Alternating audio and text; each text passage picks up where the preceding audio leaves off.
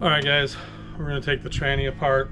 I'm definitely no Suzuki expert, so if somebody's watching this and you are a Suzuki expert, I don't know what I'm doing. This really is just me documenting, trying to repair this transmission so I can get my hunting rig back on the road. So if you're watching this because you think I'm an expert, I'm not. I will link to, I'll link to a couple of videos that I watched to take this apart, and so I would encourage you, if you're doing this, to go on those videos and take them apart as well. I will also link to a website that sells the side B kit for, I guess in '89 there was a split year based on the outer diameter of a bearing, so I don't even know which kit to purchase. Obviously I gotta see if the tranny's worth rebuilding. But assuming that I can rebuild it, there's some split year. I'll include a link to the website where those rebuild kits are offered. They're relatively cheap compared to trying to source a new tranny or whatever. So anyways, we'll get to it here.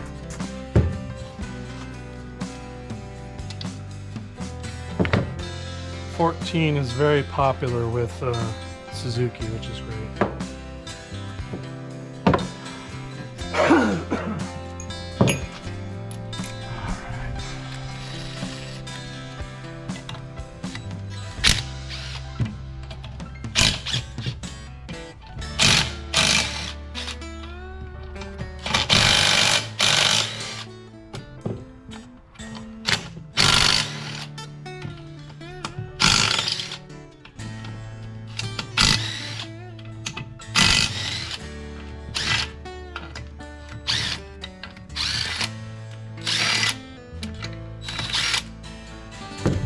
All right.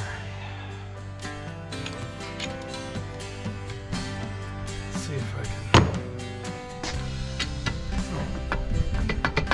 Look at that. It's not coming out.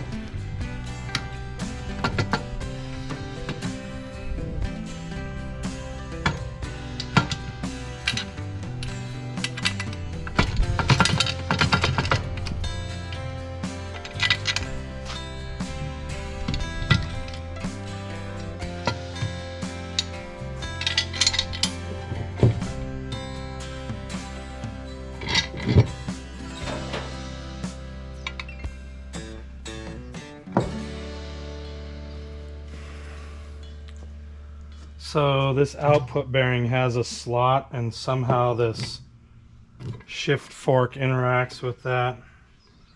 Mine looks pretty worn, but definitely not going to replace it. Okay, I'm going to set this back here.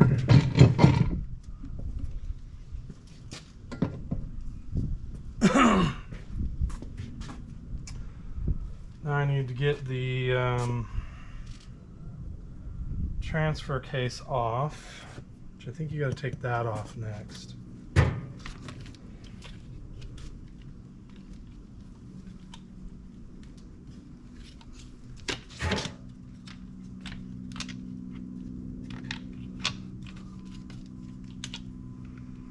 $12mm.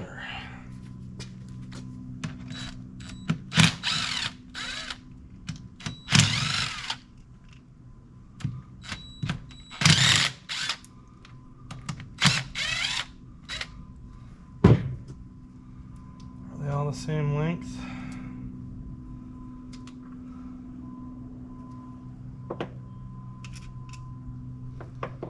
Yep. There's one more bolt on the end.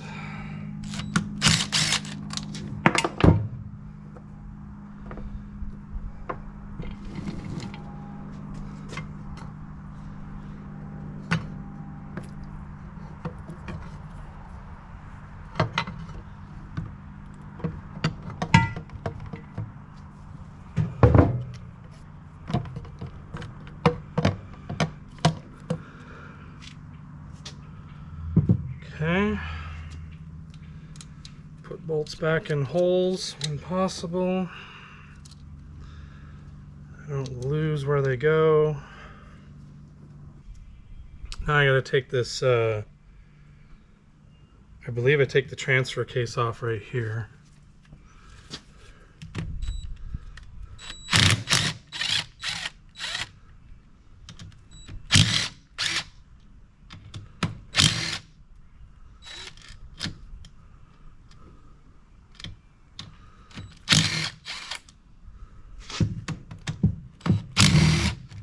Okay.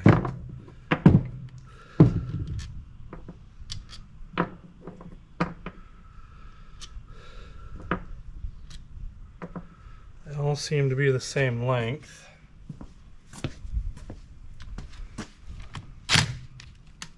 Careful now.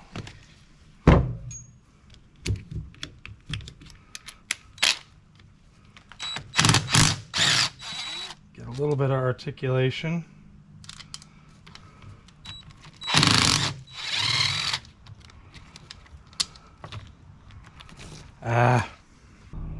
All right, I got a little right angle drive here.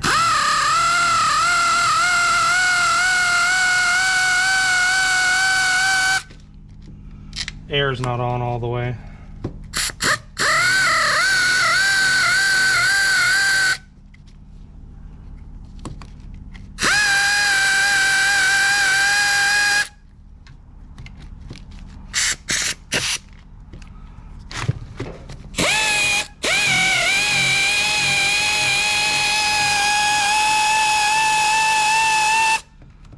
Okay, there's also one down on that motor mount, so I'm going to get to that too.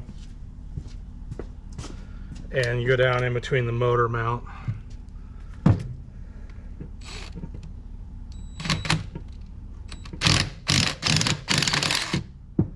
And that should be the case in half, which I can already see it wants to come apart. So I want to be careful here, because I know this back half's probably going to be heavy, and I don't want it falling off the table.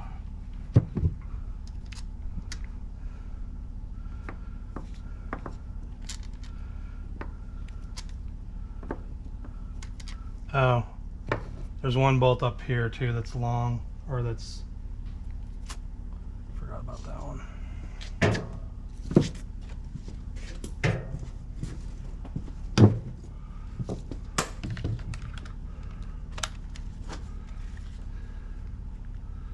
Where is it?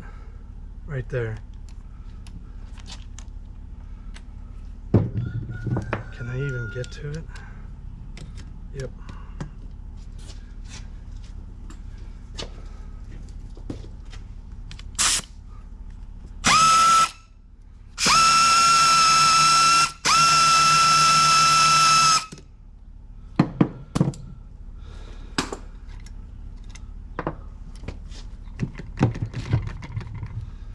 Okay, I'm gonna set this on the ground temporarily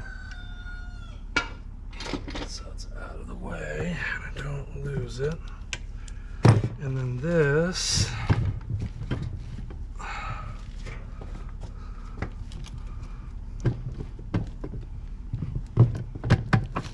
okay, yeah, these are kind of floppy, so be careful. Set that there for right now.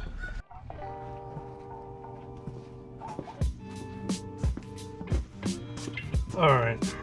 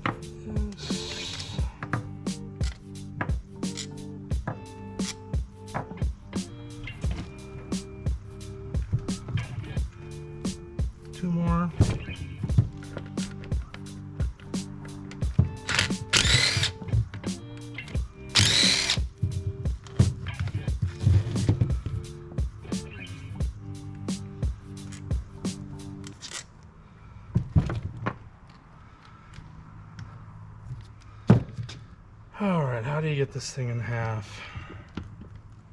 Somebody just glued it. Is there any point to grab it by?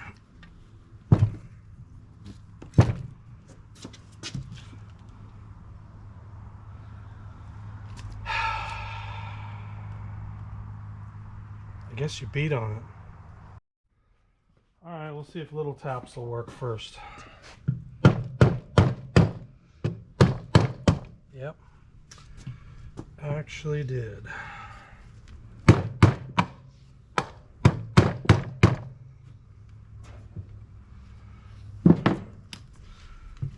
Little taps. Oh, there's lots of oil.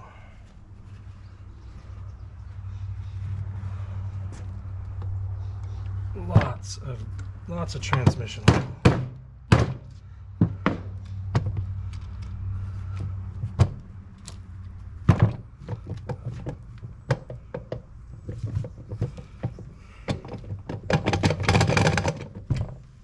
Why are you not coming apart?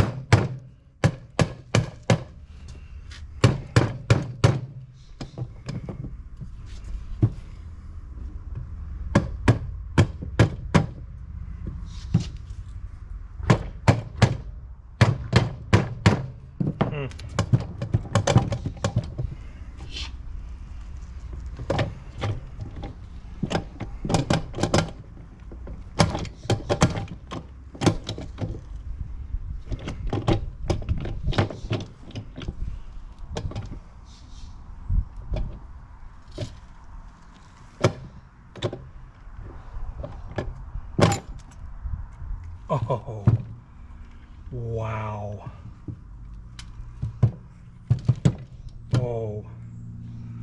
Oh, that would be pieces of bearing. Oh, man. Shit. Oh, these bearings are smoked. Wow, okay. Wow,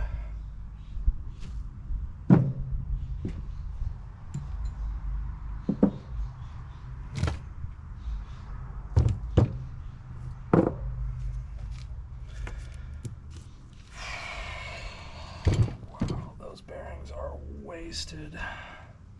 Man, I honestly don't know how I made it out of the woods last year. So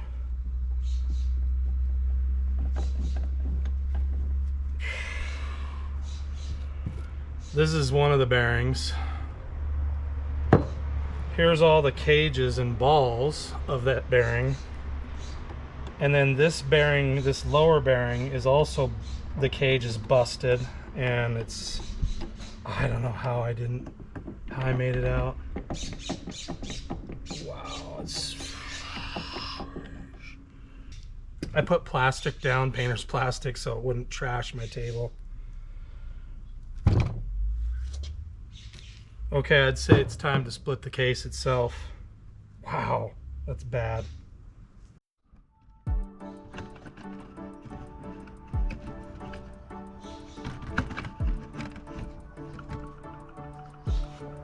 Alrighty.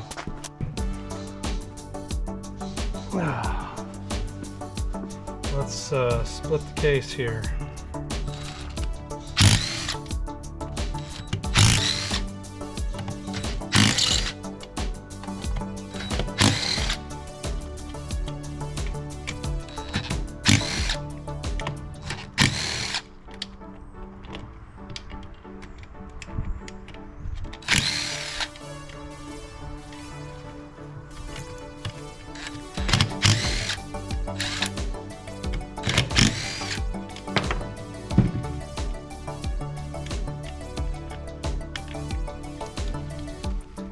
That don't seem right. I think that's supposed to be out a little bit.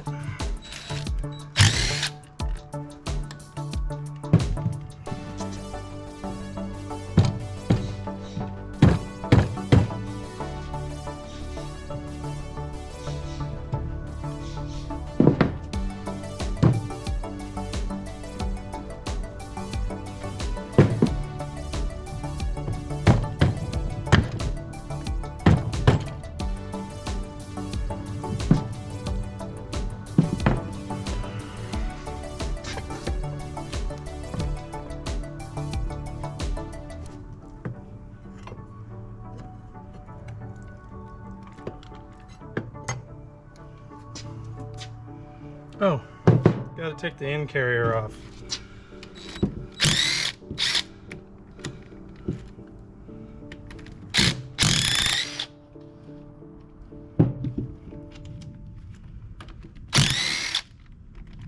Wait a minute.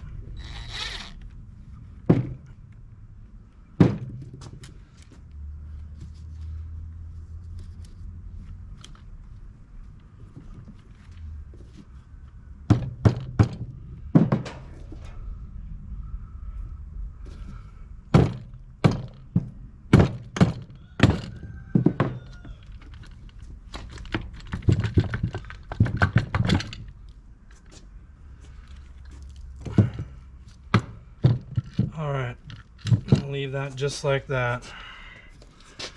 I'm gonna put these end bearing, or these two bolts in here. I don't see any teeth, which is encouraging. That bearing smoked. Looks like it might have been turning in the housing. No. That one hasn't been turning either. They're just gone. This one here, I don't know if that's one's gone or not. That one's, oh yeah, these are all roached. 1, 2, 3, 4, 5, 6 bearings. So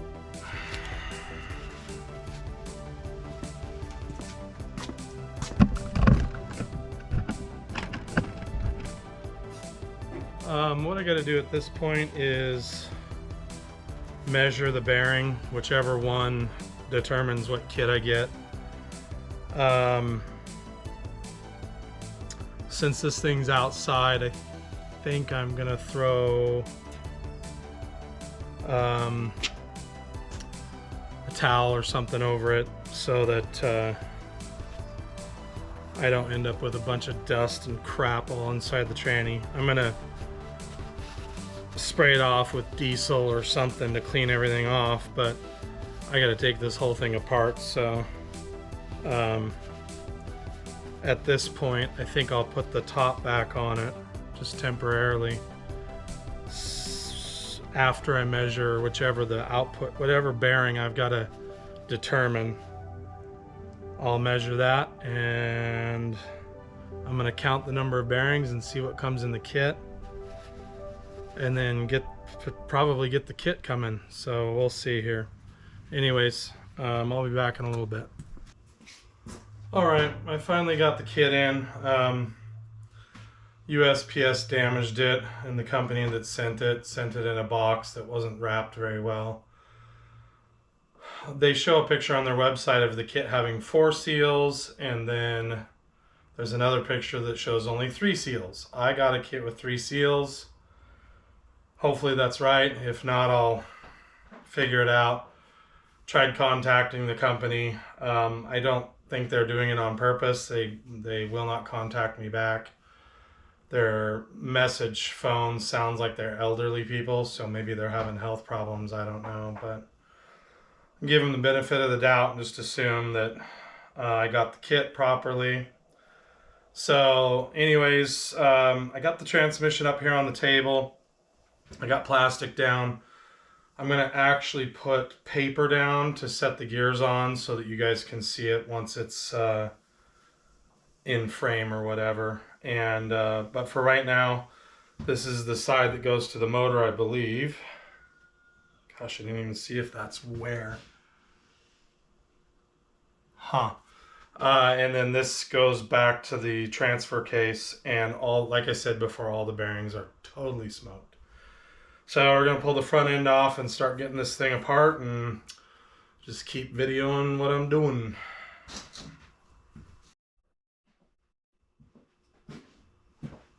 Since I'm not outside, I'll put you guys back on linear. 12 millimeter.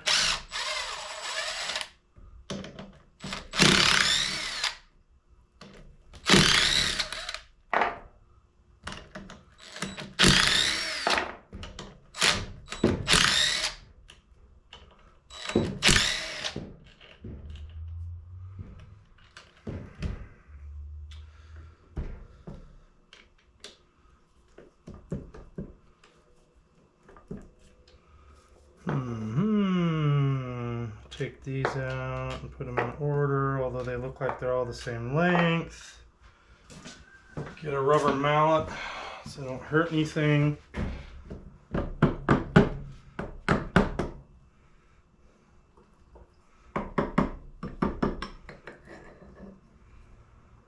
And I'm just gonna drop, let's see, these go on this side. I'm going to drop the bolts back in the holes here so that I don't lose them.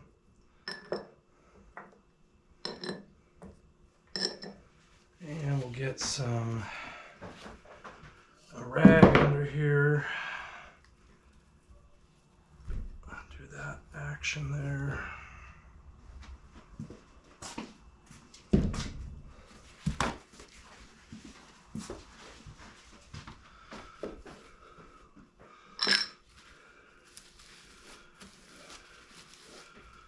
Sheesh.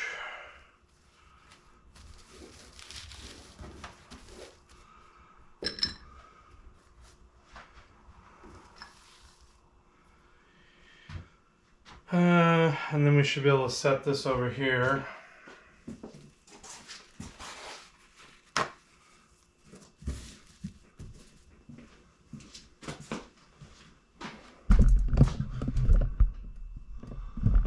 Alrighty.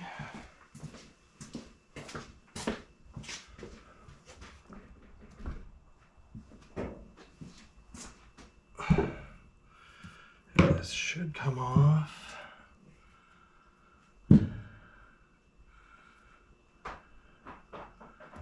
Lots of metal.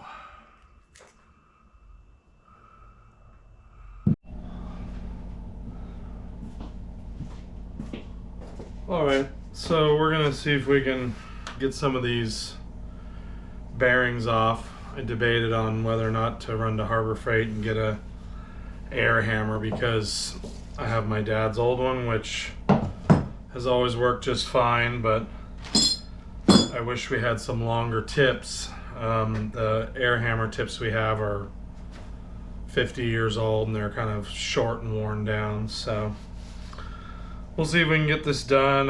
Somehow I think I got new tips from somewhere, but I don't know. Who knows? So anyways, we'll see if we can get these off with what we got.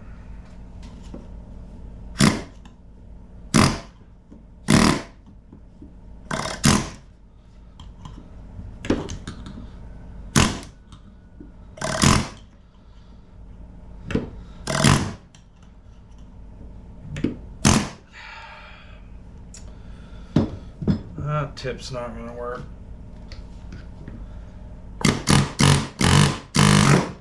Oh, that sucker does not want to come off.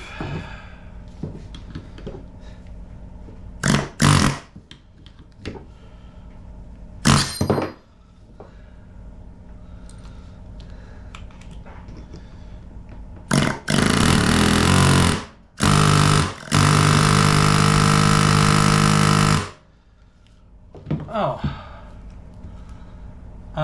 Yeah, it might help if I got the damn circlip off, because I'm an idiot. Oh, yeah.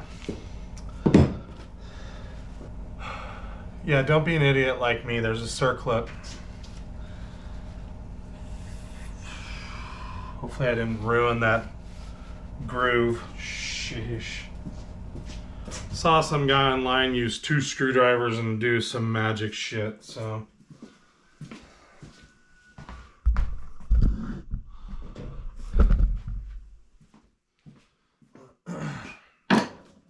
Gosh, I can't believe I did that.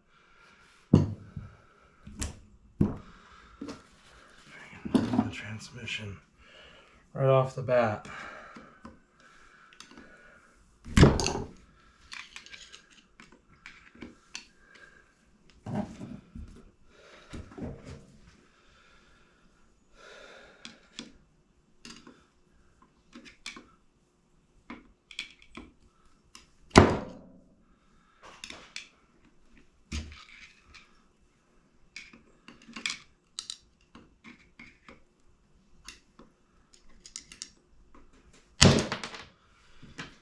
There we go.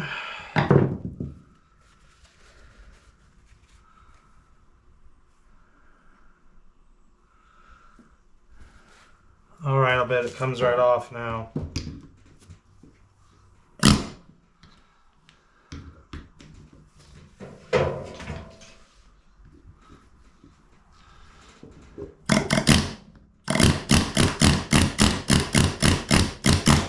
Yeah. Alrighty.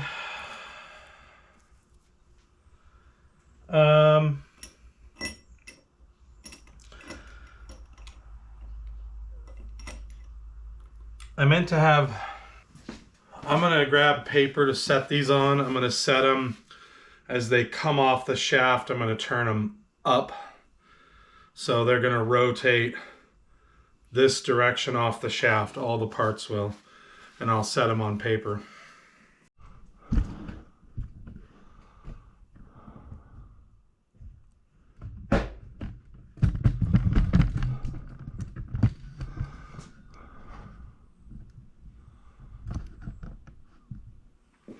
All right.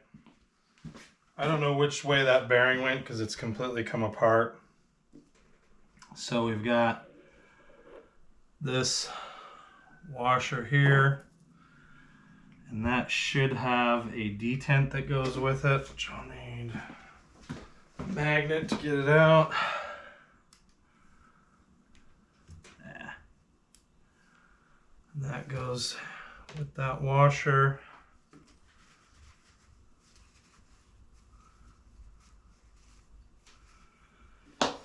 And then start pulling these off. We've got bearing halves.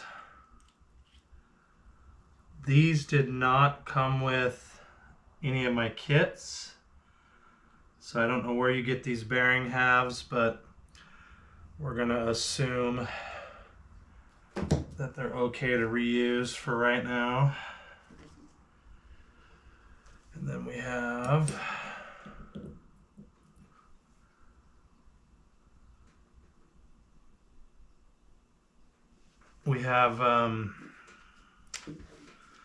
synchro, and then we've got another keeper, which is right here. We're gonna do that guy's flathead screwdriver trick. Got yourself a flathead screwdriver trick.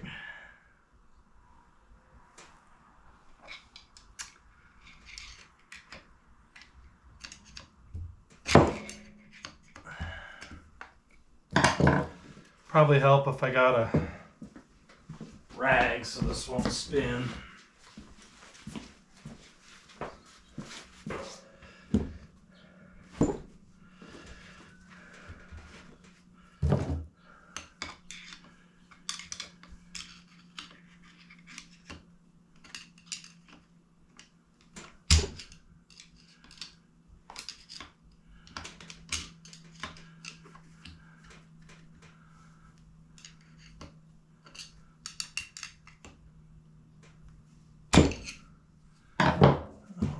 assembly. That's next. And then let's set that back on the ground for right now. And this comes off.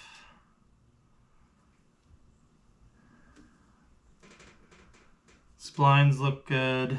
I believe from the explanation, these grooves are so oil can get in, so this is going to come off and go like that. No. These are all coming off and going up. So, let's see. Those are half bearings. This is going to come off.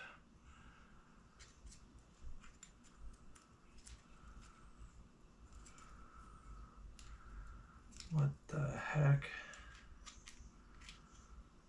This is also going to go up. And then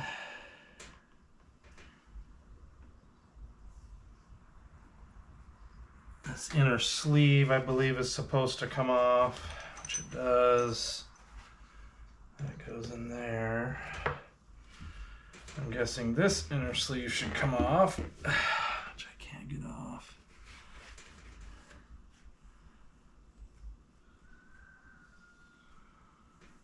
No, that's part of the shaft.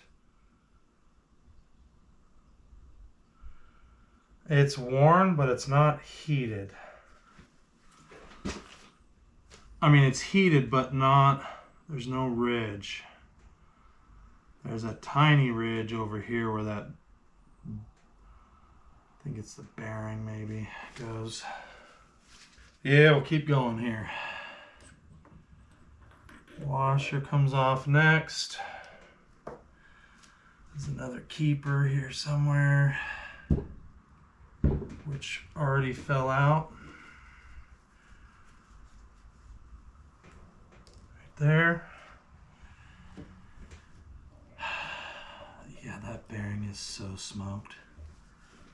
I'm gonna take the groove ring thingy off.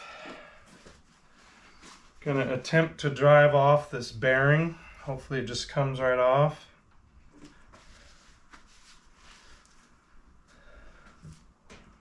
I think I'm gonna set this back on top of these old shorts of mine.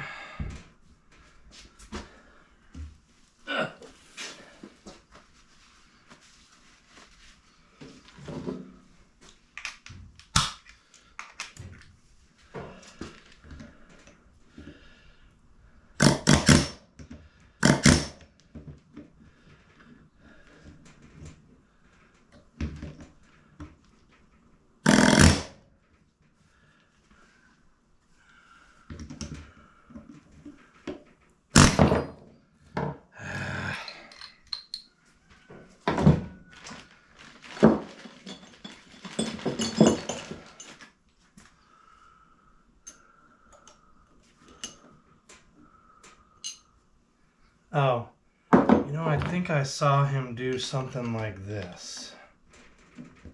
Yeah, I sure did.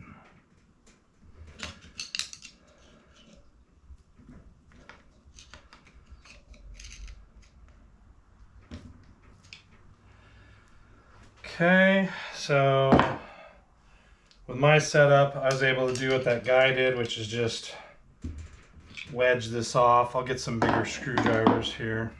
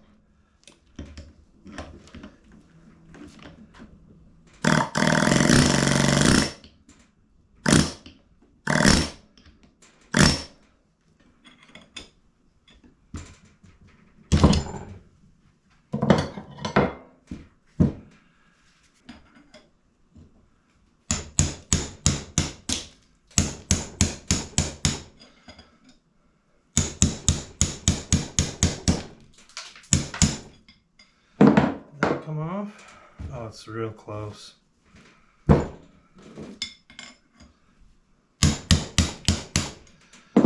think it might, nope, not quite.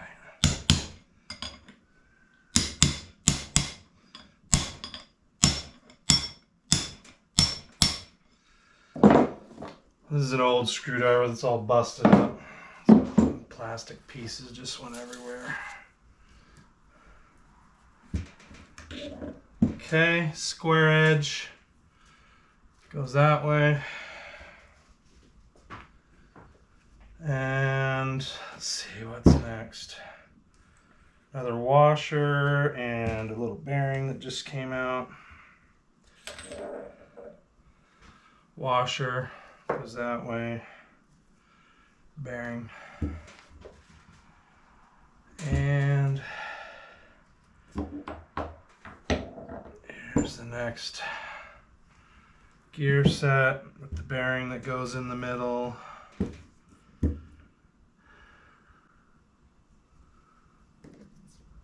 And in a race, should just slip right out.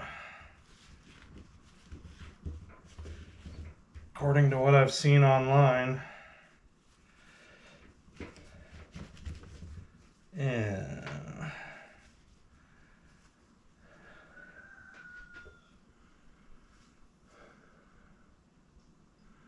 Wait a minute. I don't know why I'm going any further. I don't think there's another bearing to replace. Is there?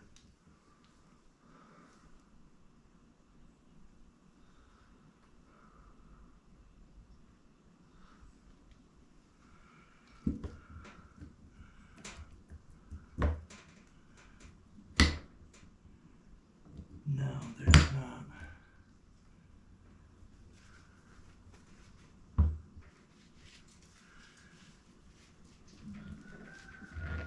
Oh.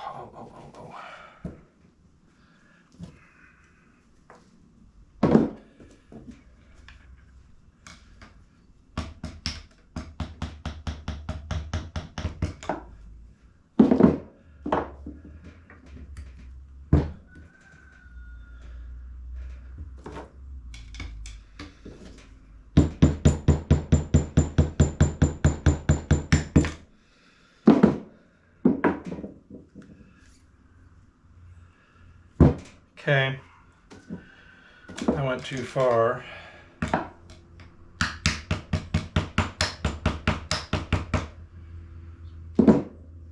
There's not another bearing to replace, so I should have stopped at this point right here.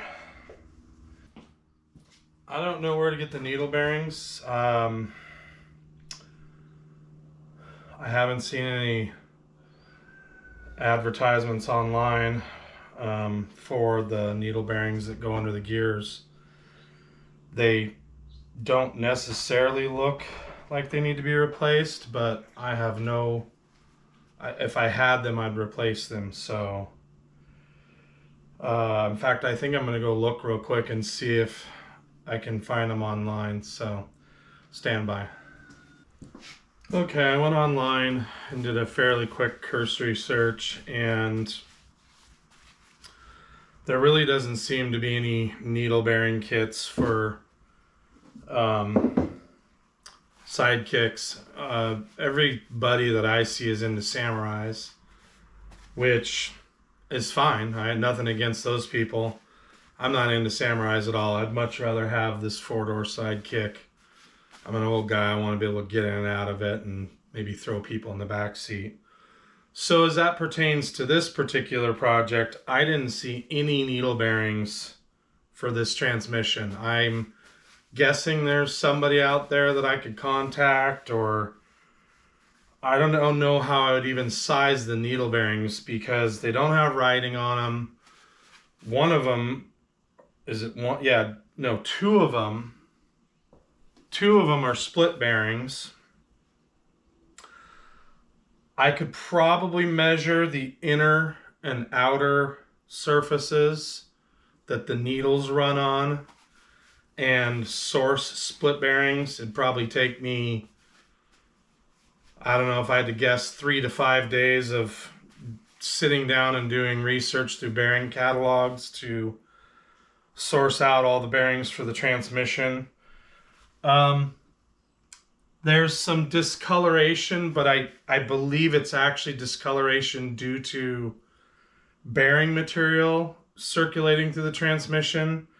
I don't believe that it's heat failure.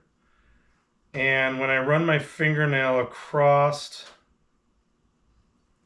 there's a little lip right there, just a hint of one.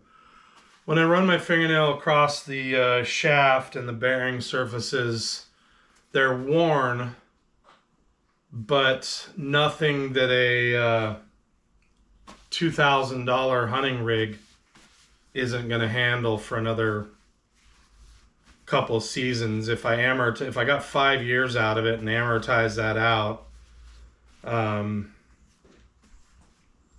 that'd be $400 a year in operating costs. There's nothing I could purchase that would come close. And then if I resold it for $1,000, that brings the yearly operating cost down to, like, if I amortize it, it's $100 a year. So anyways, all that to say, I'm going to slam this thing back together after I clean everything off.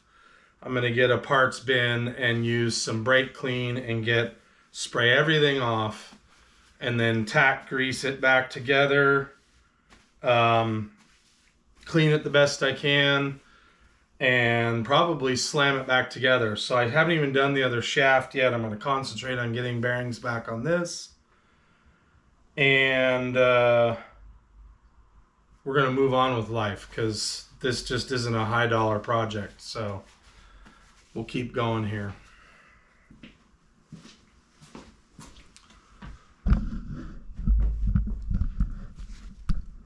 So I didn't have to take it apart this far. These two could go back on the shaft. I'll take them off for cleaning purposes. I suppose this inner race should come off for cleaning. Should it?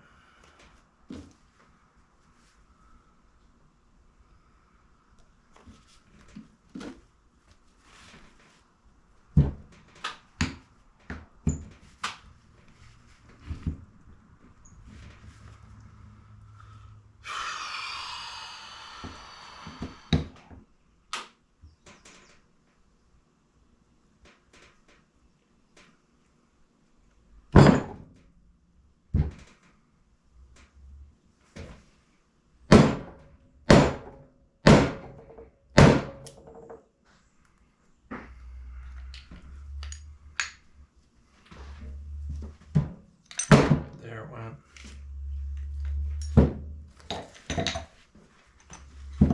Okay. Inner race for these needle bearings. Next gear set is going to come off and go up like that. Next set of needle bearings.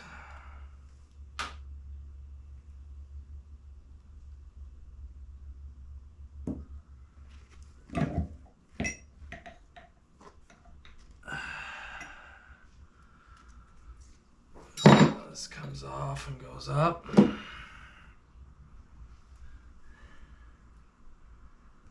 That's part of the shaft itself, right? Yep.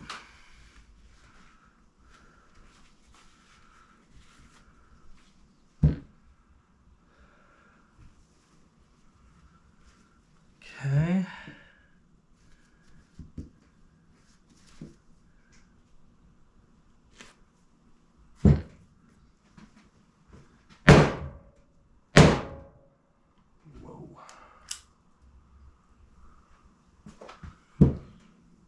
No, this comes out this way. Okay, so these last couple of gears go that direction from the shoulder. So I should be able to use Online Guy's trick. which, no offense to him, he's used to rebuilding them and he worked really fast and got shit everywhere, and it's just not how I work.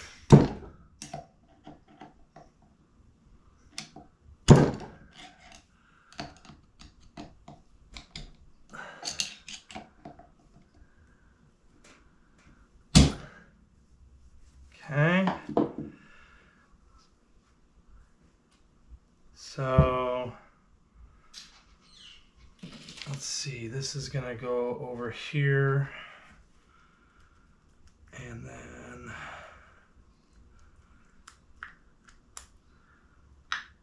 oh,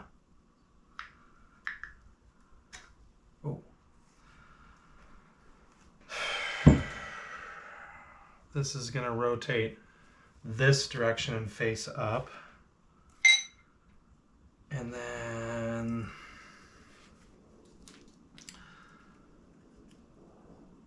this is going to rotate this direction.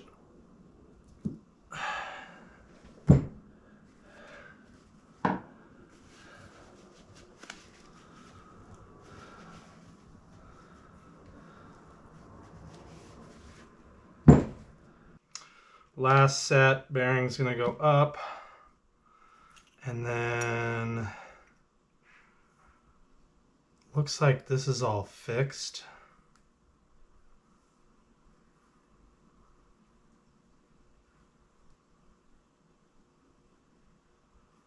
At least it looks like it's pressed on. So I'm going to put this like that. And then the needle bearing goes where? It goes on here, so that goes there.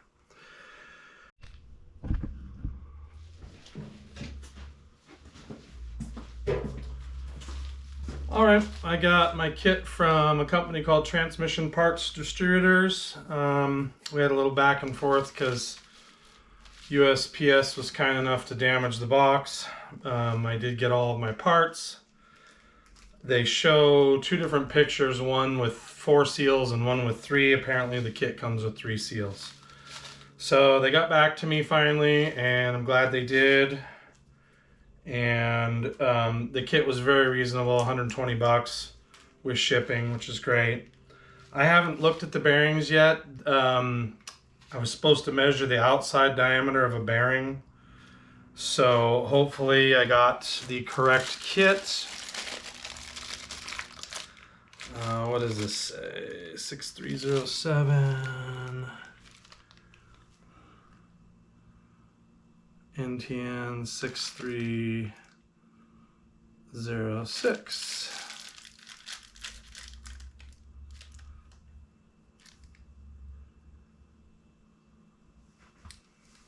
Hopefully that goes somewhere else. Did I get the wrong kit? So I may have ordered, I'm pretty sure I ordered the wrong kit.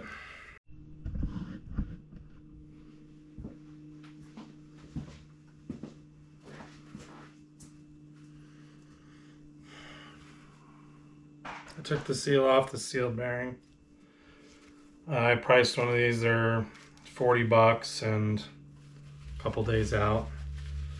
This has no, when I inspect the inside, it has no discernible play or wear. It doesn't look like it's been heated up. I am gonna clean it with brake clean and see if there's pitting on the insides of the race. If there's not, I'm gonna pack it with grease and reassemble it and use it. If it's pitted to the point that I don't like, then I'll order a $40 bearing. I don't know what I did. The kit I ordered came with the wrong bearing. There's a mid-year split. I guess I should have got the old kit and not the new kit. But I measured what they said, which was 76 millimeter middle bearing. And that's the kit I ordered, so I don't know. I'm not going to blame them. I don't know if they sent the wrong bearing or I ordered the wrong kit. But if you're doing this and your 5-speed on this shaft here will have a sealed bearing, and the part number on mine, in case you guys are watching this, is 63/28N/X4C3. So the actual bearings 28 ID, 68 OD, 18 cross section or thickness. The C3 is important because that's looser tolerance than the standard C0, and I forget what the letter designation is. It's like NC or something. So this is heavier. It's a more open bearing for applications that heat up. You can get C4, which is looser than this. It's a sealed bearing. It's an NKN. I'm sorry, NTN, Japanese bearing. It's not terribly expensive, but I'm being a cheap bastard, so we'll see if I can clean it up and what it looks like on the inside. If it doesn't look great, then I'll be ordering a bearing.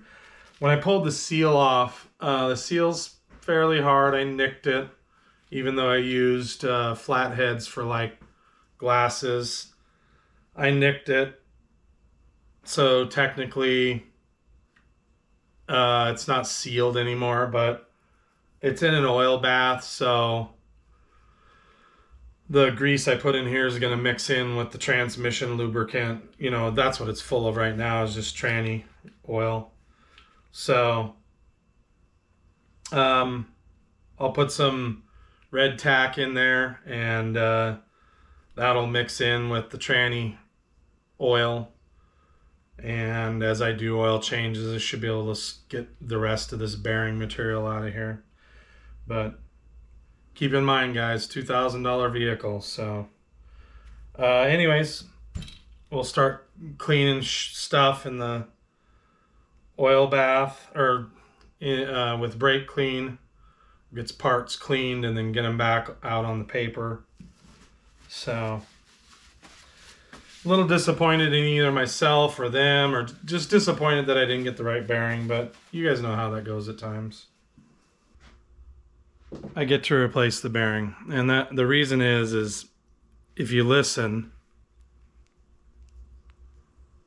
there's absolutely no noise. That's my fingers. Perfectly slick bearings.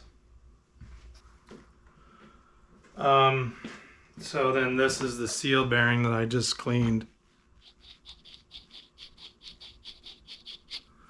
So you can clearly tell that, and the other thing is the in the sunlight, both the balls and the inner race is kind of a dark gray color. And that's probably from the other hardened bearing material circulating through the transmission. And so the race is kind of a dark gray, and then the bearings are kind of a matte finish. And so I could throw it back in, but you know, I'm not going to. So we'll continue to build this out, because this goes on the end of that one shaft, but I got to get this ordered right away so I can get it coming. So that's a little disappointing that I get to chuck this thing. I should have known that I wasn't going to be able to reuse it. It's kind of hoping against hope, but with all the bearing material that's circulated through the tranny, it's going to be probably noisy anyways. But yeah, there's just $40. I'm just gonna eat it and move on. So that's unfortunate.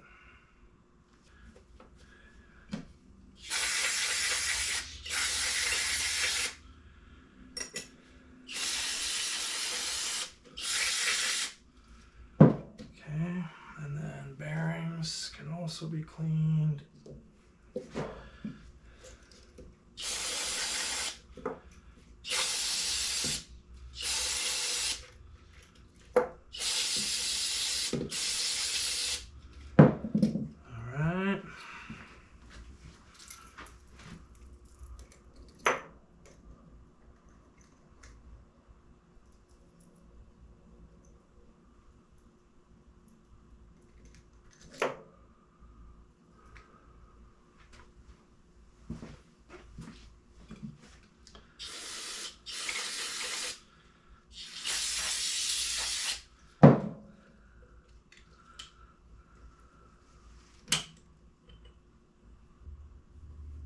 be damn careful about taking this apart. So these little pawls, the long, if you look at the back of them, the long part of this pawl thing, so there's like a short side and a long side. The long side goes towards the grooves, the slots for the oil, and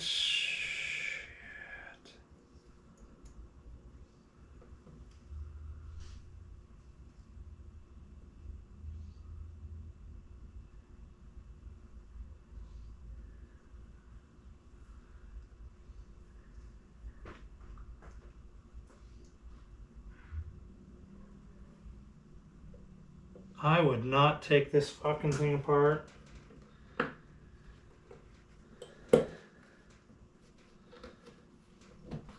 My advice to you would be to don't do it.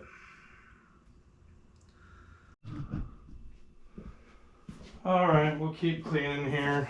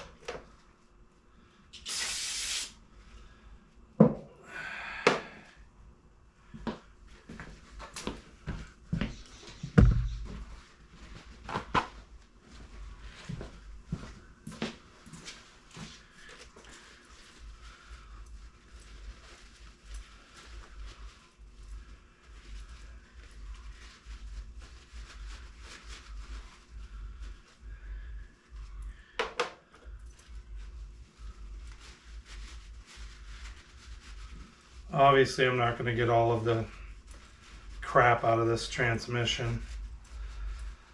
I have to do a change or two, or 3 or 4, whatever.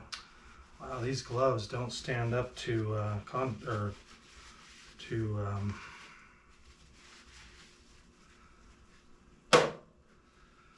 brake cleaner.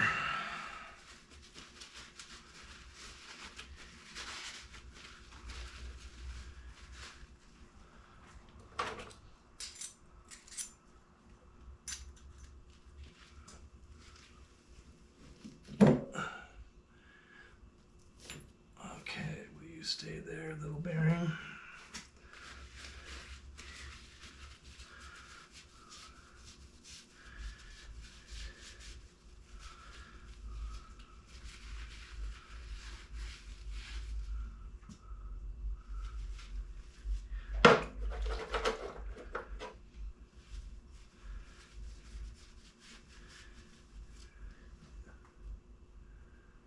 I have no idea which way that went, up or down.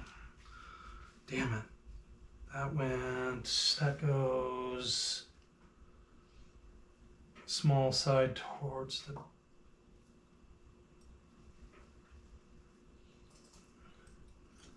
Pretty sure it went like that. Okay, and then this side is facing down.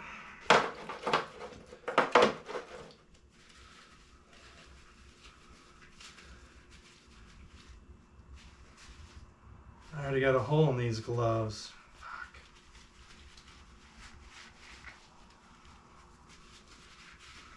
Just trapping the chemical in next to my hand.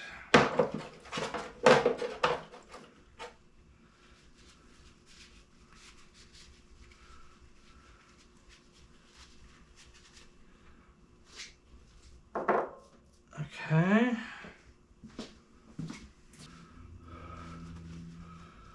Okay, this is next. Synchro goes up, bearing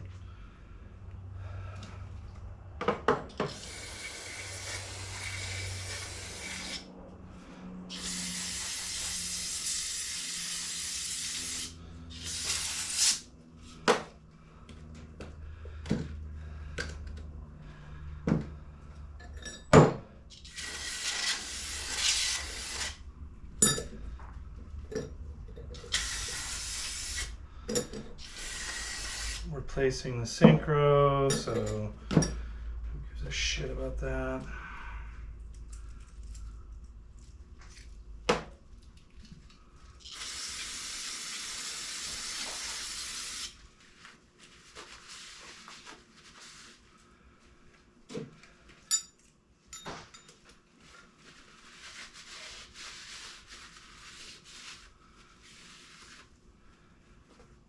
Okay, bearing goes in there, synchro goes up.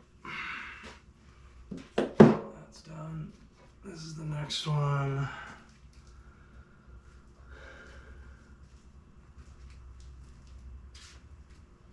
We'll just keep it in the correct orientation.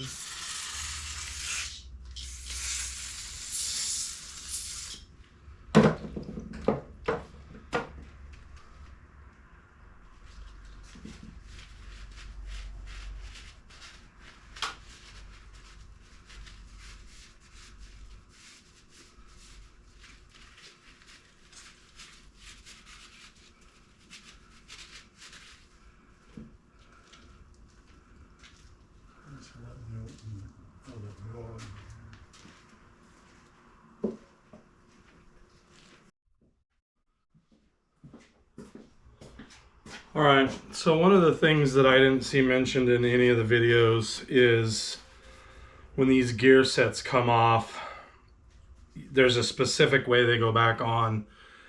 And if you didn't document that really well, I mean really well, you can get them on backwards. And the other thing is these shift selectors with the, it's a compound piece of kit. You want to make sure that you don't take those apart. I think I said it earlier in the video, just don't, unless you know exactly what you're doing. There's little pawls, or I don't even know what to call them, biscuits, little key type things, and they've got kind of a buttress on them, but they're not symmetrical. They've got a long side and a short side, and you can also get the ring flipped inside out, and I just wouldn't mess with those at all. I'm going to take you off there and show you how I wrote this out for myself so I understood. And I also printed off 2 pieces of paper from 2 different videos where the gear set hadn't been disassembled yet, so that I knew the parts hadn't been moved around due to disassembly, and I'll show you that. I'll get you off there. So this is my setup, and yours doesn't have to be the same, but this is my shaft. Everything that came off this side of the shaft follows this setup. So it comes off to the right, and this side goes up. So if the part came off this way, it rotates like that. So that's my diagram for this row. These 2 parts here came off the other side of this central section here. They came off here and here. They went left, so they came off left, and the left side goes up. So they came off this way, and they go up like that. And so I printed off these 2 pictures, and what I'll say, and we'll go over it once it's assembled, this selector shaft, this thin section goes to the left. This selector shaft, the thin section goes to the right over here. This selector shaft has a line, and the line, this video was off and wrecked. But I know this guy hadn't disassembled it, so this line, which is right there, you can see it in the video, this line goes to the right. So when it comes off, the non-marked side goes up. So you can see how I've got it there. This shaft is sitting here, and then these parts go on the end. I've got that bearing on order, so I won't be able to put this all the way together. Here's my new parts here from that company.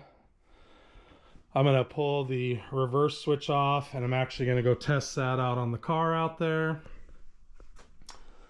And I'm gonna reassemble this whole gear set in this half because that's the only part that's clean, and then I'll move to that part there. So anyways, I just got done cleaning the last two pieces. I think I'm gonna fill the tranny with diesel and run it for just a short time, or ATF, because I want to get all the metal that's left to go into the bottom of the motor. So we'll see how I accomplish that. All right, as far as I can tell, we can just get going here. The three small synchros look like they're identical. I wasn't able to tell any difference between them. Positioning looks the same. So hopefully there's nothing I'm missing. And then the old synchros don't look that bad either, so I'm gonna keep them in a baggie. Oh, there's definitely a difference. What's going on here?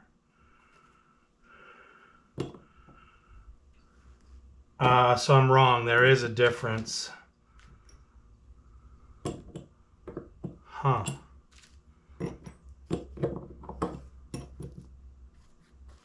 Okay, what's going on here?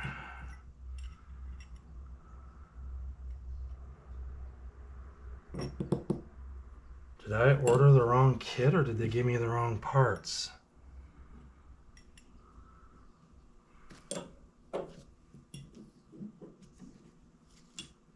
Okay.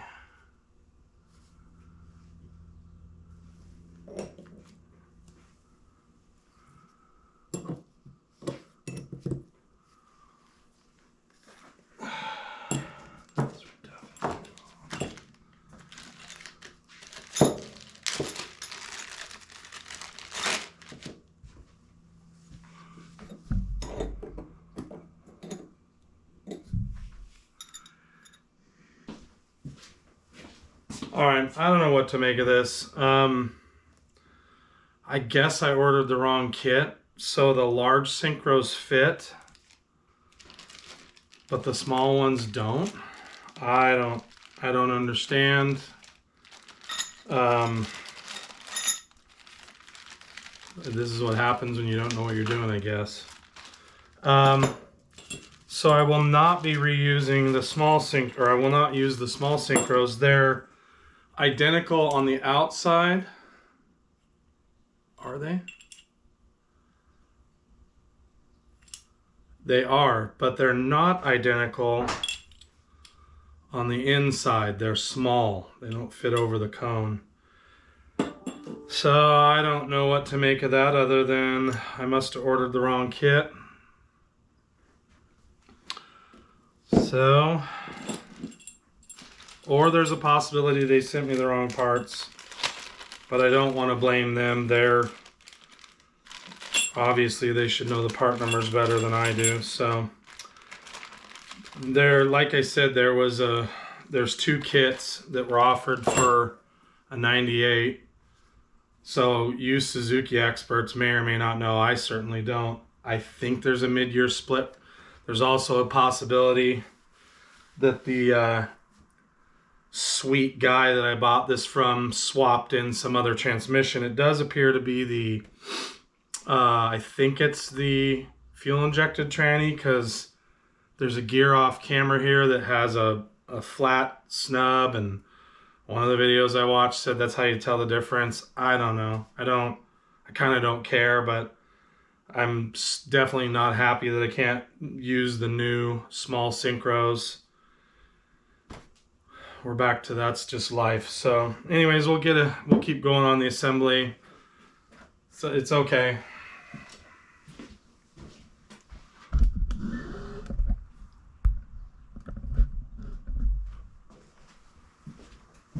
I think part of the disappointment is I wanted to have the right parts for the video for you guys. So that's just the way it is. I'm not going to put a lot of red tack on here. This is guys that are really goop it on. and I just don't want to, if I'm going to wash a majority of it out during the trying to clean out all the metal, don't care if it necessarily is perfect.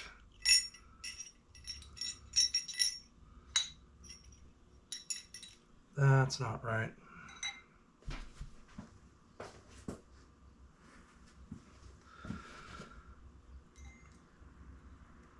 Okay, that's correct. Synchros over here towards the splines, and then this. I don't need to wash that. I mean, I don't need to, maybe a teeny bit of grease. This is going to go with the line to the right.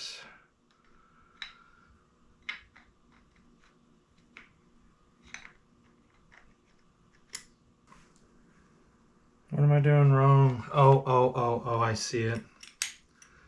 Okay, when you put these on, these, the synchro, the little slots in the synchro need to line up with this gear here.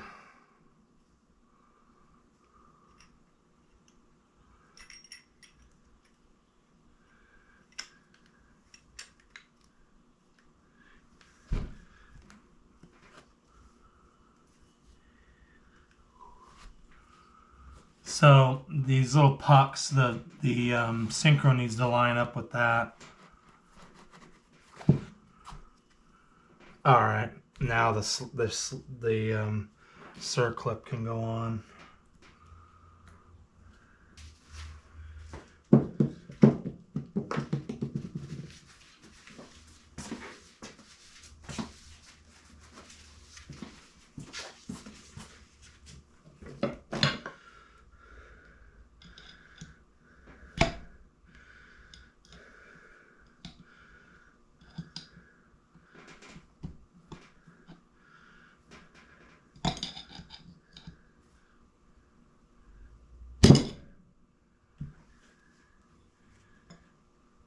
Okay, circlip is on. Okay.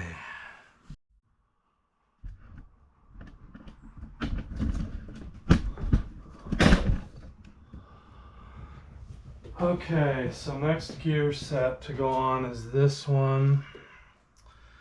And this has a synchro I can use, so we're going to replace this synchro with a new one. Compare them and make sure they're not different.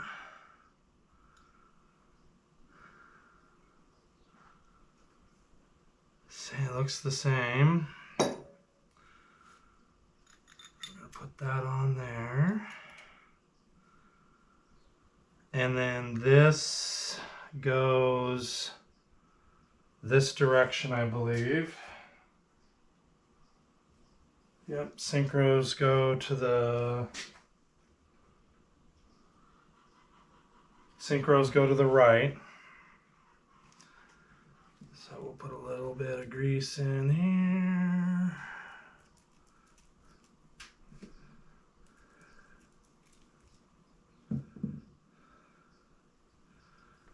And a little grease on the outside.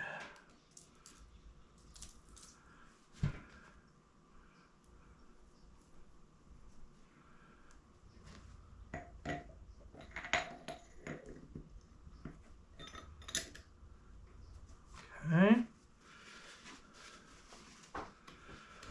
And then this selector came off, and this is up. So we're gonna go like that. And this, yeah, it doesn't, what it looks like is these little teeth that stick out here engage these teeth. So that's also, I guess, how you can tell which way it goes. Anyways, we'll get this on, put a little tiny bit of grease on the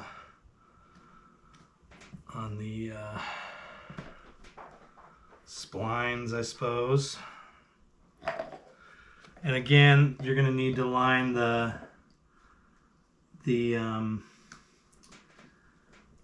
puck or the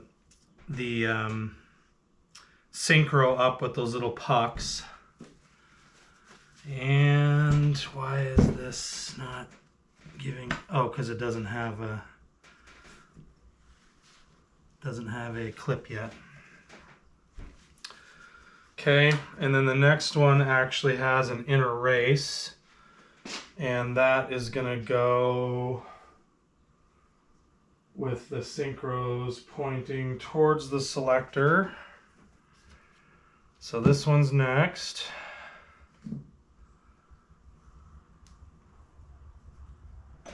Make it so that'll go on, hopefully right straight on.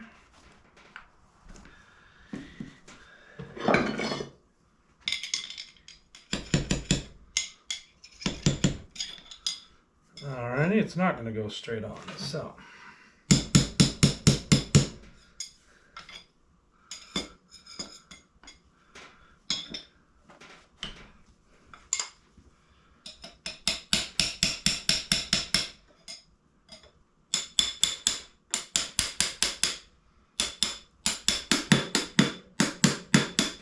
Okay, easy peasy. Get some grease on here, and we will put the bearing on first. Oh, that didn't go on all the way.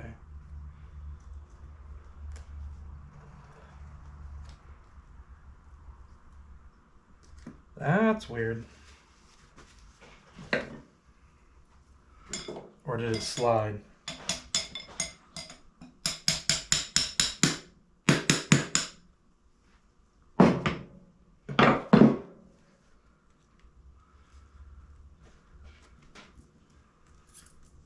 Okay, and then a little grease on this inner race.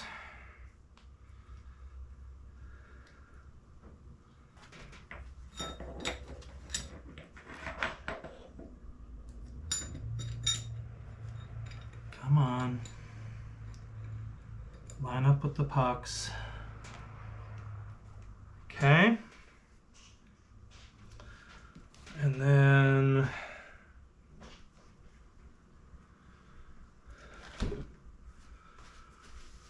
we got a washer and a detent next, and then the bearing. So washer and detent. Put the detent facing, or the ball facing up. Washer goes facing the gear.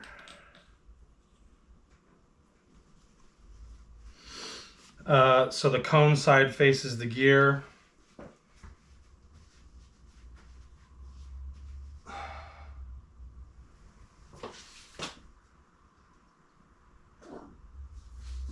Which I think makes sense because this should ride against, where's the cone? Don't lose the ball.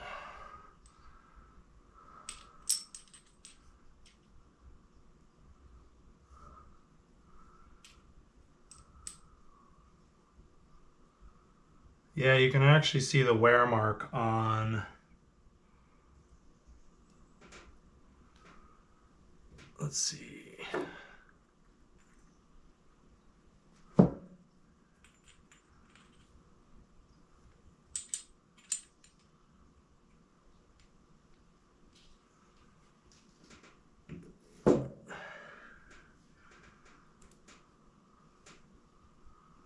Yeah, what you want, the reason they do that, the bevel has to touch just the inner race of this bearing here. I believe that's why it does that.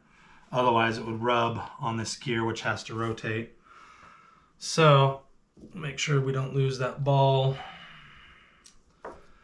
And then now the bearing goes on, and that part is probably not going to be super fun. 6306. 6306, and the groove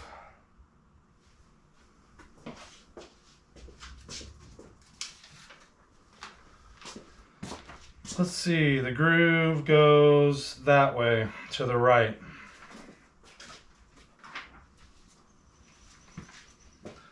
$63.06.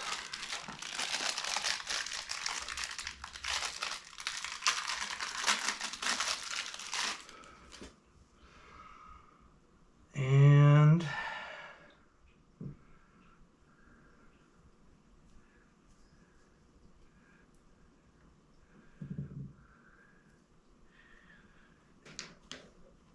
groove goes to the right.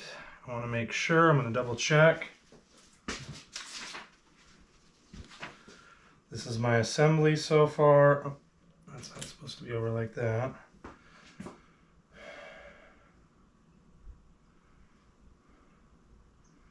Groove goes that way. Okay. Put this up like this. And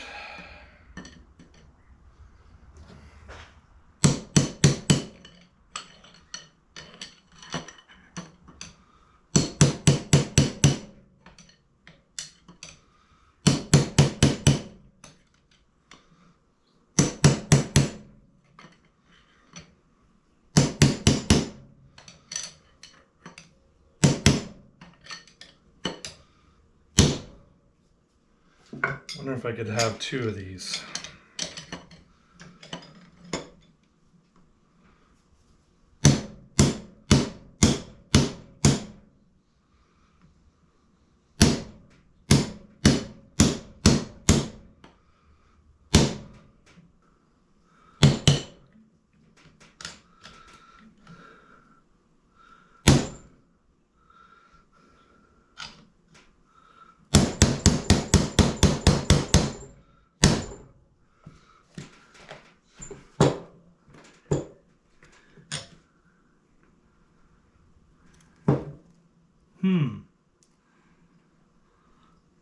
Is that on there, right?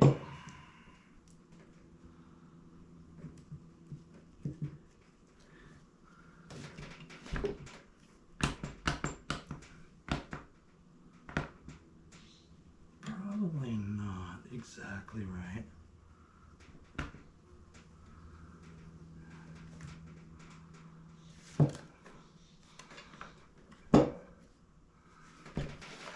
Well, let's give it a couple more love taps.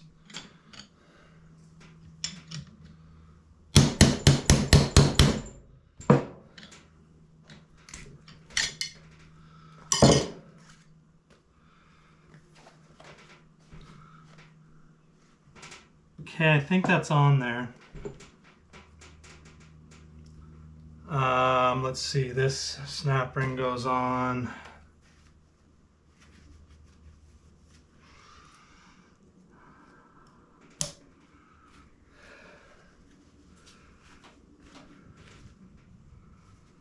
And then this goes on with its ball.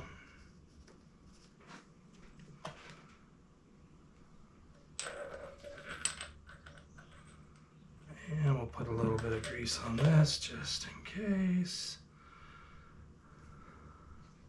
Don't know what we'd need it for, but who knows? Who knows?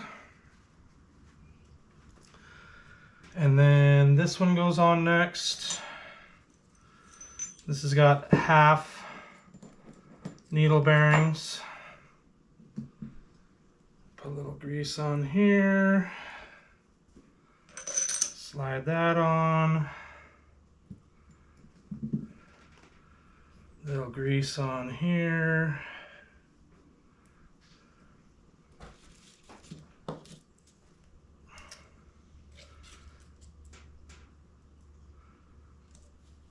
And then a little grease on the inner race.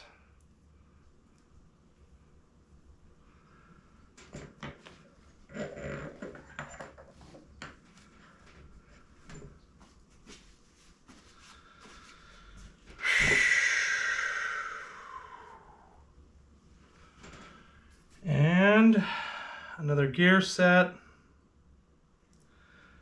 Thin part goes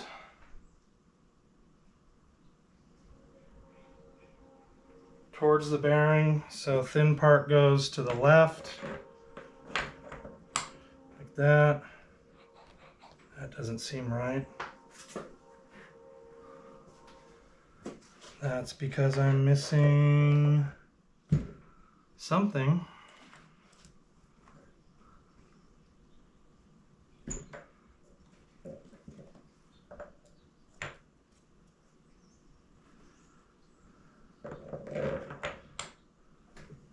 What did I do wrong?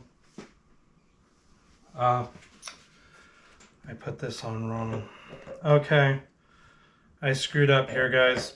This goes with the large face towards the washer.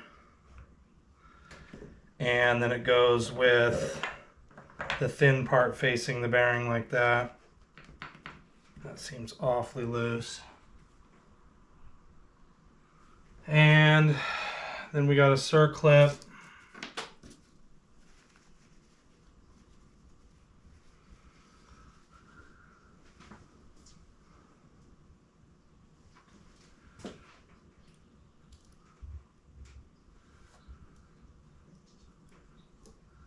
This should be pretty easy to put on here.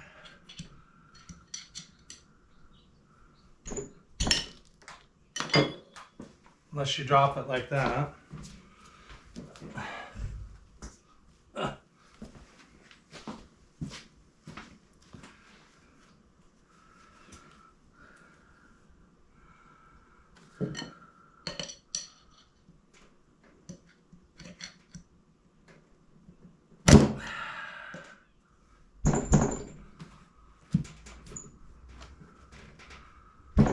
Make sure the circlip's seated on there.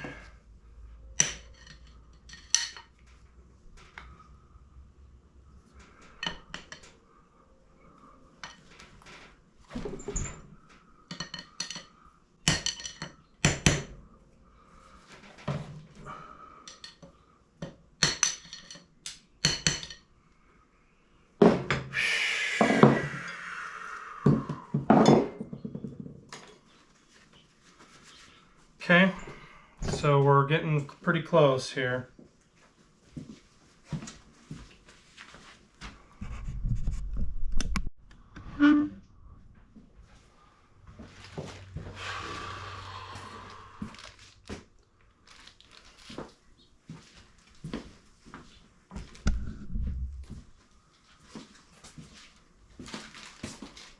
Unlike you guys, I'm an actual idiot. I forgot to put this synchro ring on. In doing all this and not being used to it, I can't believe I forgot to put the damn ring on. It's behind a bearing that I pounded on. That's a brand new bearing that I'm not pounding back off. I'll ruin it. So this synchro ring is going to be for somebody else, or I don't know what. I'm disappointed in myself. So anyways, gosh, I can't believe I forgot to do that. Just in case this matters to anybody, my transmission says T146980. I got no clue what that means. I probably could look it up, not going to. So, like I said, I'm going to have to reuse the small synchros because my kit was ordered wrong or fulfilled wrong.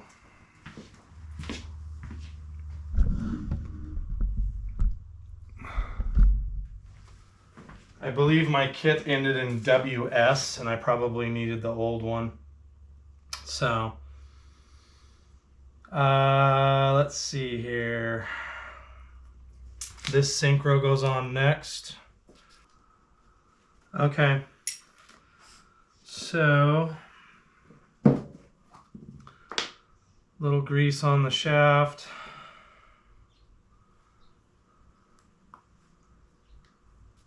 Split bearings go on.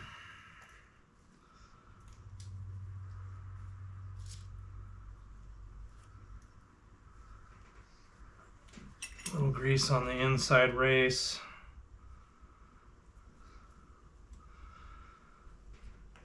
I believe the synchro goes towards this selector shaft. Now I've got the ball bearing and the washer.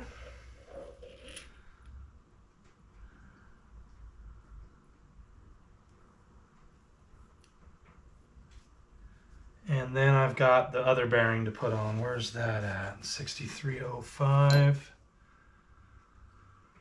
This doesn't have any distinguishing features like a sharp shoulder and then something else. I'll check the new bearing to verify that. See, now this bearing has, even though it's not supposed to, 6305, this has a ring. 6305, 6305 NC3, and it has a hard shoulder. So I believe from what I've been on a video I watched, you want the hard shoulder in and the soft shoulder out, because the soft shoulder goes in the case.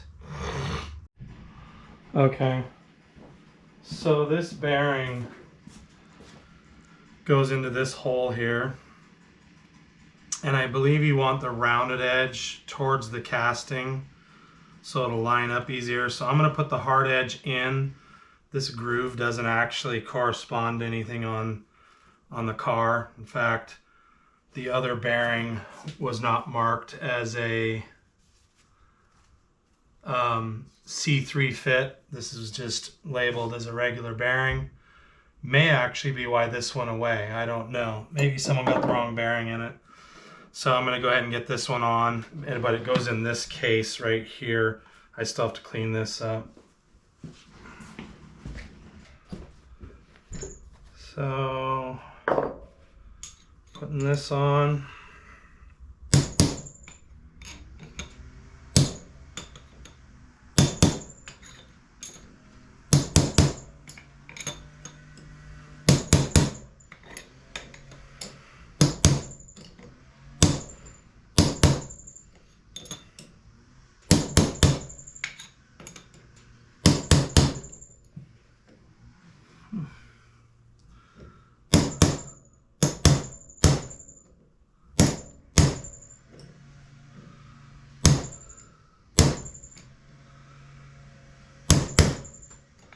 Okay, I believe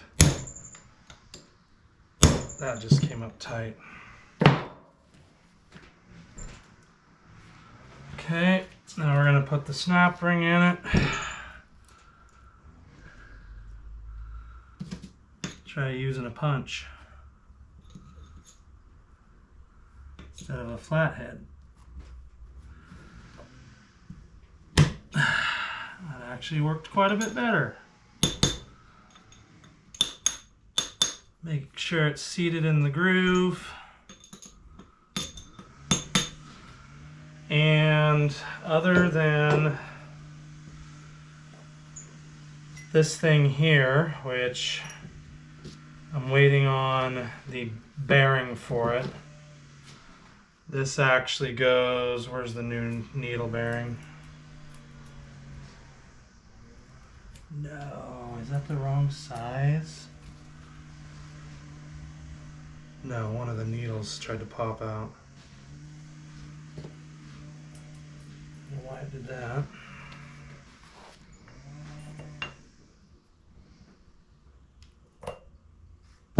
Okay, so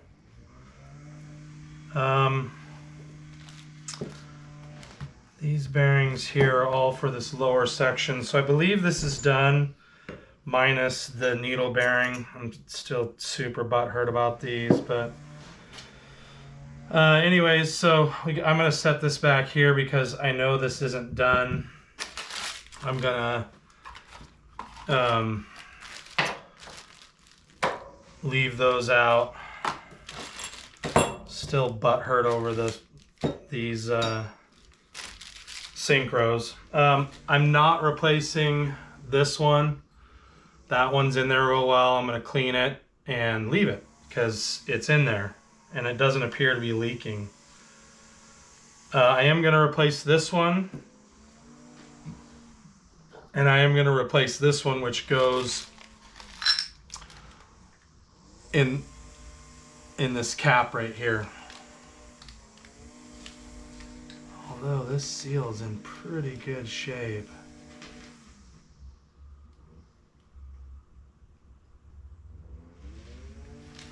We'll replace it anyways. So I'm gonna not replace this one. I'm gonna replace the little one here and the big one here. I'm not sure what my takeaway is so far. I thought I was taking my time and being careful, but clearly I wasn't since I forgot a synchro.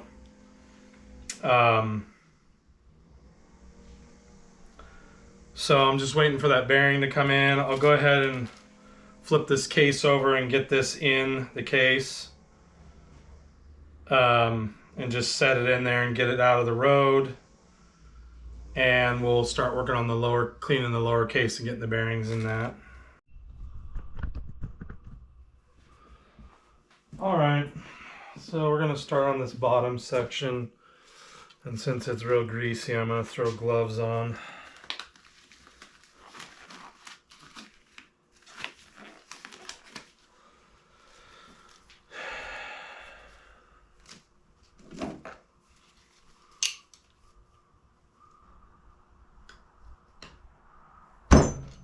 Okay, there goes the circlip.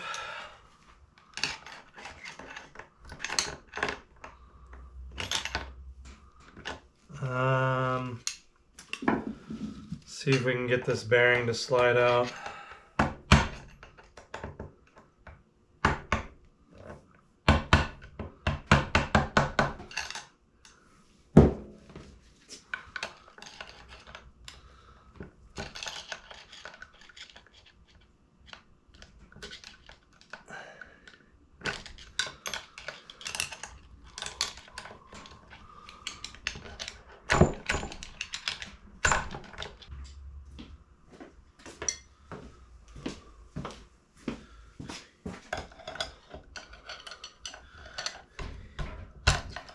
There we go. Just had to get bigger screwdrivers. Okay, so this is an 8304, which is, or is that 6304? Looks like 8304, but I'm guessing it's 6304. So that's here. And then, let's see, gear sets come off. We're going to rotate these down.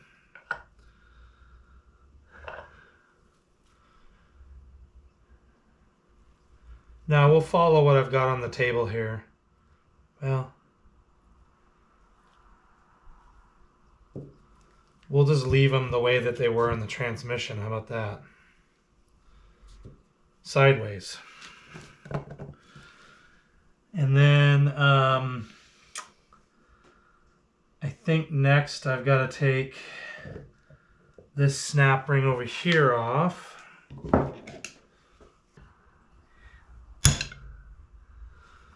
Okay, that clip must have been under pressure because it's part of the way out. So we will get it the rest of the way out and set it over there. And that should allow us to pound this out here.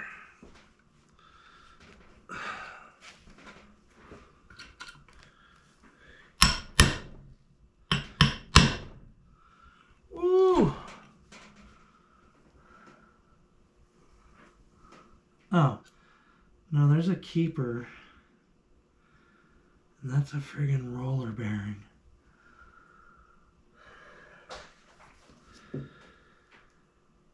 Okay, there's a keeper in here that I haven't seen on any video.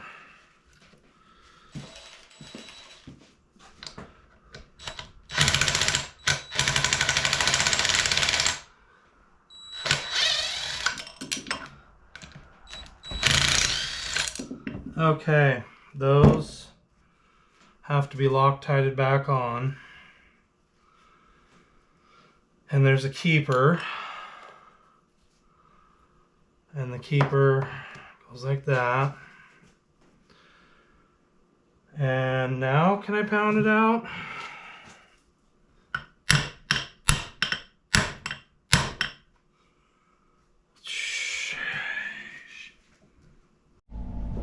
All right, next we're gonna take off this little side gear here.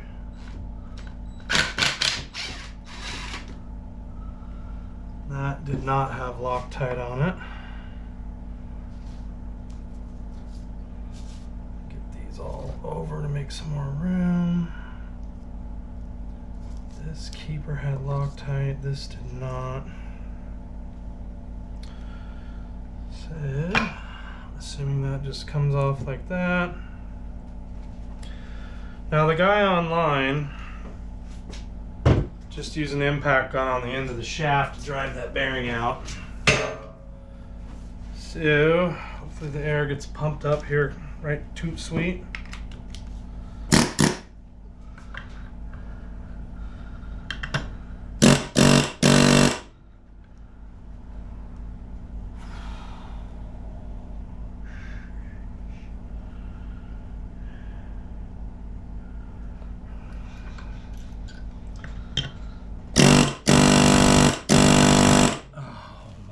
Gosh.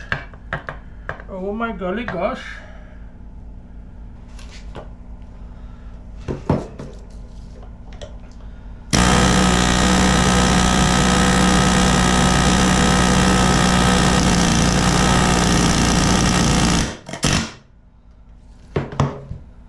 Whoa, I don't want to dent the end of this.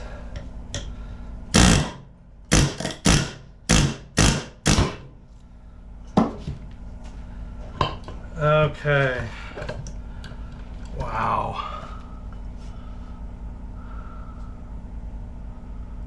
Why is this roller bearing so toast?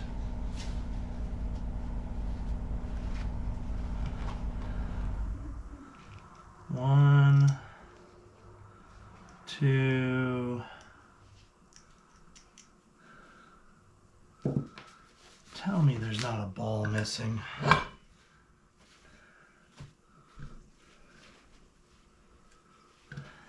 How does a ball go missing?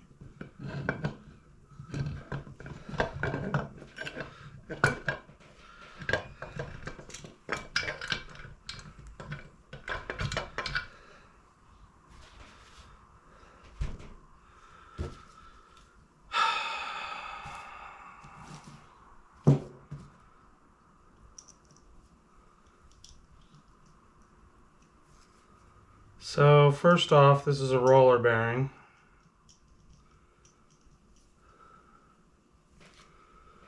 And second off, it looks like it's got a missing ball somewhere. Where would that be?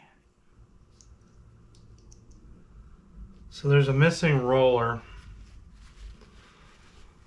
And this says it's a 32, 52, 15, 3, 6205.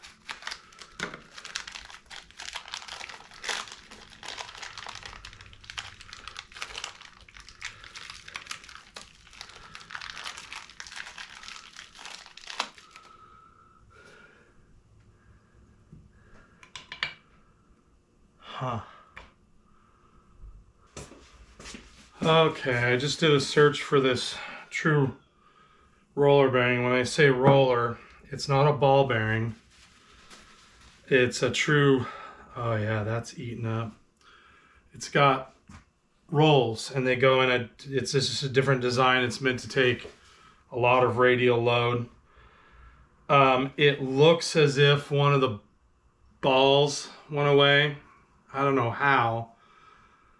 Probably from the cage material from the other bearing that went bad, went through this ball and ate one of the balls up. Ate one of the rollers up, I'm sorry. I went on eBay and just did a quick cursory search. Here in the States, they're like 70 to 80 bucks an NTN, an exact number. If you want the number, it's BE-NK 32 by 52 by 15-3. You can get one on eBay right now for 40 bucks plus $10 shipping from Lithuania. Judging by the box they're in, it looks like new old stock. So it looks like what they've done is they've swapped that out to, in my particular case, this is a Nashi bearing. It's a Japanese bearing. And it is bearing number 6205, and then it's a C3 bearing. Well, it says India. I don't know why it says Japan on the box. Subsidiary, that's why. So this is a regular ball bearing. And I mean, if I'm looking at the load that the original one was meant to take, and then this one, I just don't think this is near as robust as the roller bearing, although the roller bearing probably can't take any thrust load. I don't know. It's a new bearing. That one's absolutely demolished. When I looked in there, I thought I was seeing things. I thought I was seeing roller bearings, and I did see roller bearings. So there's probably some aficionado somewhere out there that's a Suzuki guy that knows something about these roller bearings. Maybe they're bad. I don't know. Seems like it would take more radial load, but maybe there's some thrust load in there as well. I don't know. Or maybe they're just not available and this is all they could sub out. So anyways, getting that thing out was ugly. I probably should have went and got a larger air hammer from Harbor Freight. So the last thing I got to do is knock the bearing on the end here out the back with a long punch. Hopefully that'll be uneventful and we'll move on.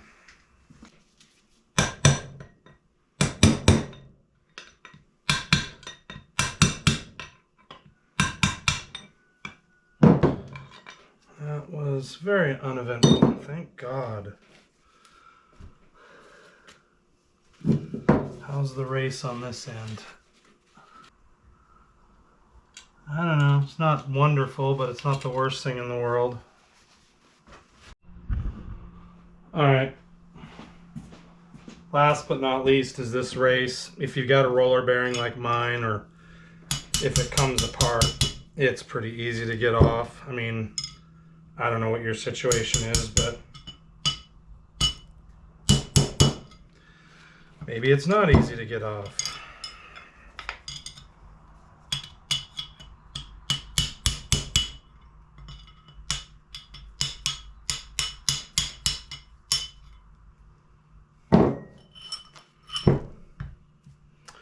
And then I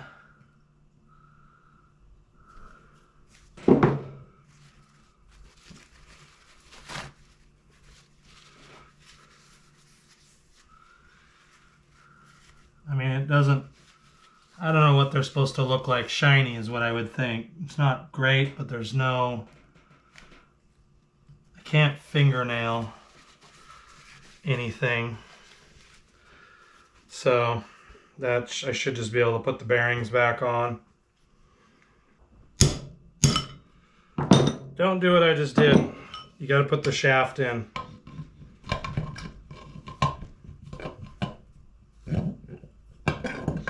Shaft has to go back in.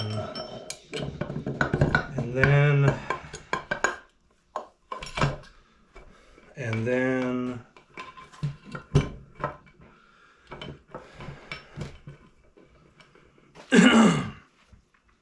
let's see. The other bearing goes on from the outside, so I'm good there. So I believe I can start driving this on.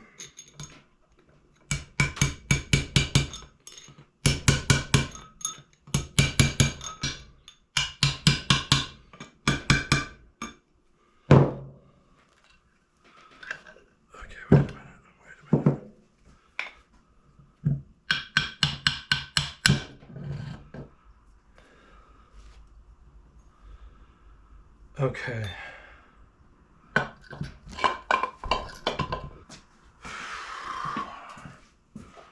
So I'm going to get a block of wood and set it under here to keep it from hitting against the case, so I can get this bearing drove on without putting pressure on the balls.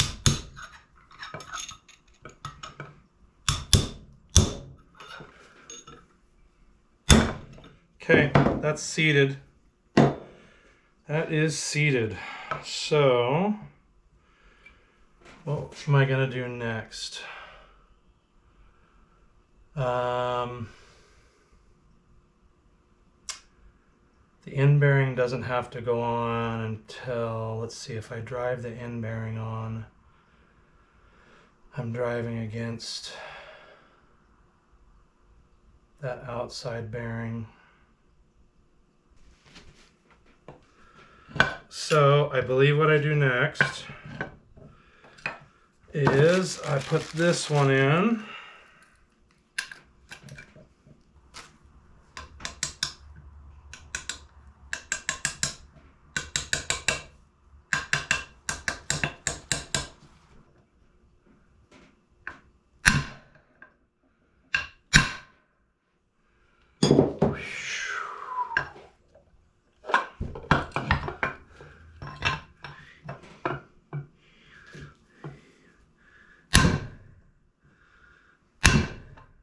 That.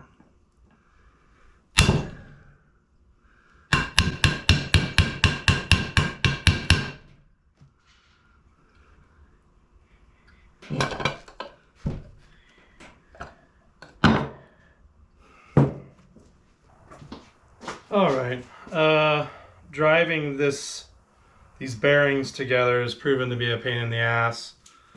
So it looks like what I'm actually going to do is go ahead and pre-assemble this bearing and gear set here on the snap ring, and then set this nose down and use the old bearing to drive on this end bearing, because all it did was push the end bearing out of the case. So we'll do that first, and we'll get this bearing set, get all the pieces on, and then we'll put that last bearing in, I guess. All right, getting the end bearing on and then the circlip.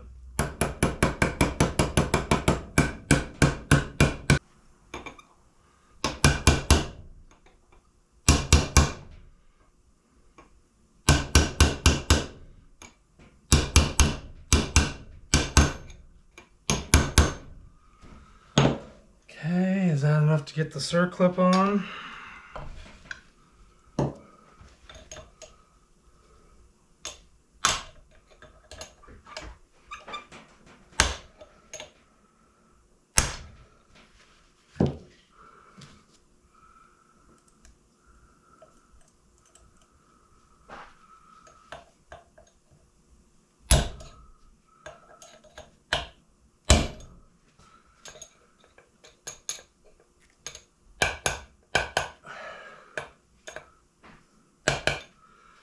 Make sure it's seated in the shaft, and then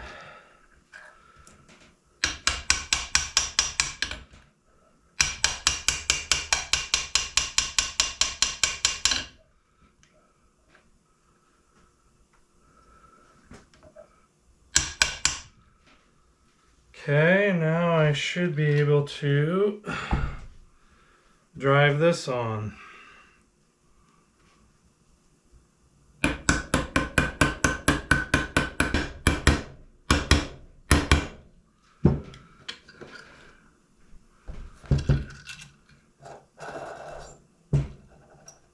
Okay, we're getting closer.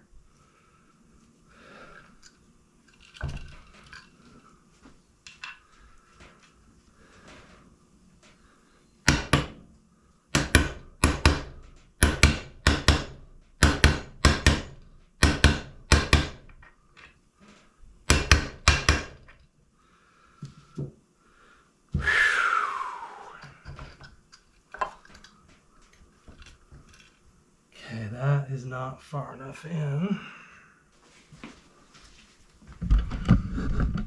I gotta find a socket that fits that.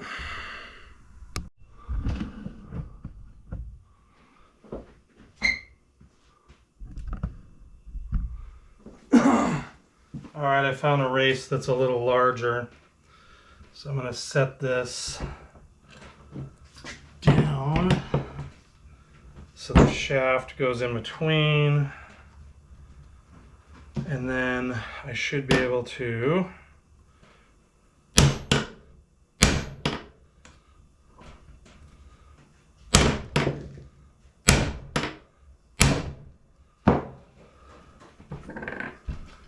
drive against that.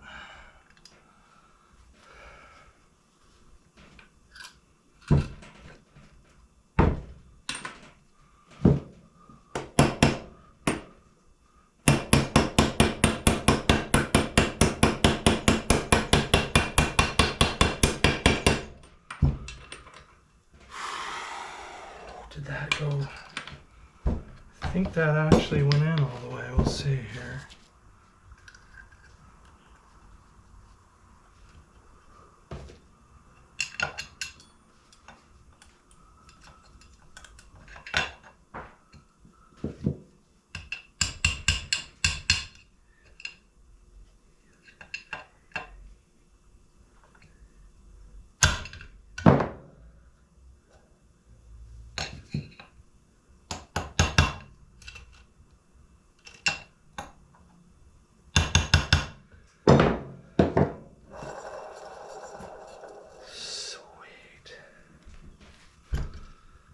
Okay, boys and girls. So in the end, what I ended up doing, what worked, was setting it on this end here, which is the end that doesn't go in the case, setting that on a wood block, and actually driving on the inner race. I found a larger bearing race. You could also do it with one of these, it just takes longer. And I drove on the inner race. That's all I could do. I don't have a press that's tall enough to get this all set up and not have it fall out. It'd be a mess. And it still would put just as much pressure on the bearings. I don't know if it would put the same kind of shock load on them. But so I ended up being able to basically drive the bearing on this end into the aluminum case. That's the sloppiest fit, for lack of a better word. So it's in between circlips. I guess that's bearing play.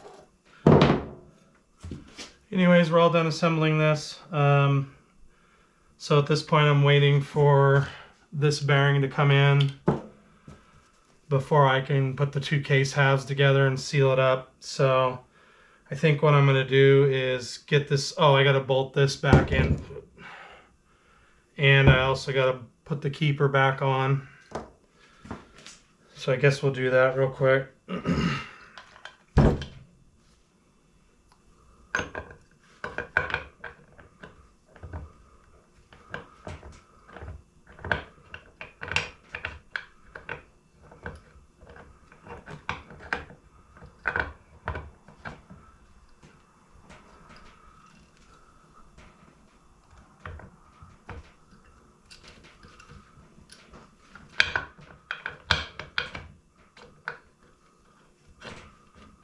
Okay. And I'm going to purposely leave that loose so I know it's not to spec. And these have to be Loctited. So I'm actually going to leave these off for right now. I got to clean the holes up. Alright, after waiting almost a week, I finally got the last bearing in. In case you have to order it because it doesn't come in your kit, or like me, maybe you ordered the wrong kit, or maybe some asshole put a different transmission in your trip car, who knows. This particular bearing is a 63 28N by 4C3 X4C3.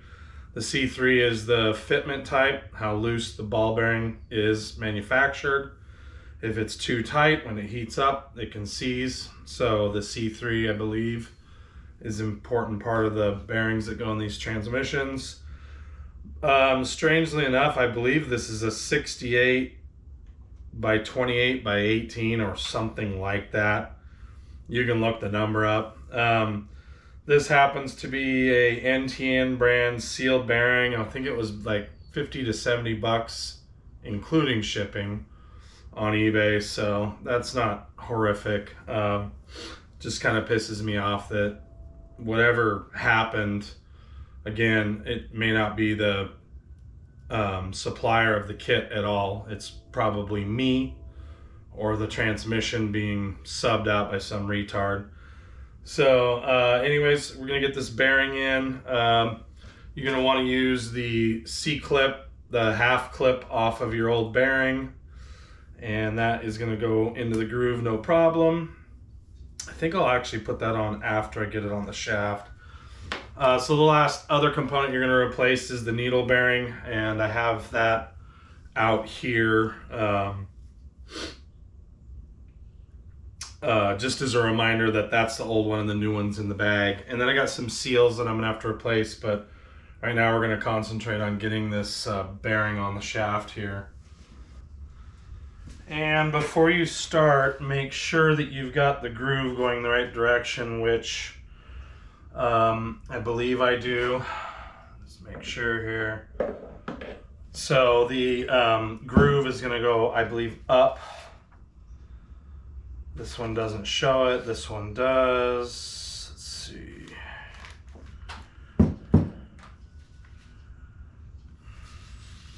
So I don't know if you can see it in the picture, but the groove is towards the outside. And if we look at the case over here,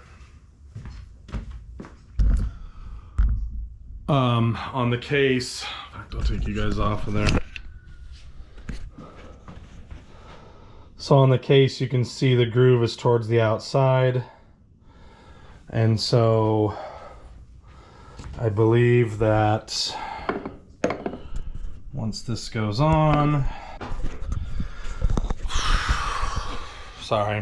once this goes on, the groove goes to the outside. So yours is gonna go with the groove facing up like it is right there. So yeah. Get you guys back on here. Hopefully this is just a real simple setup here. Just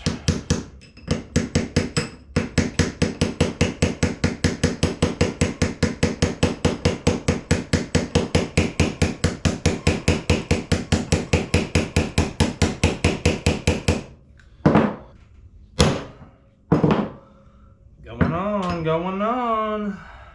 Make sure I don't have any spacers or anything that gotta go on there. I'm a dumbass and just hit the seal. I mean, I didn't hit it with the punch, but it bounced and hit, dented it.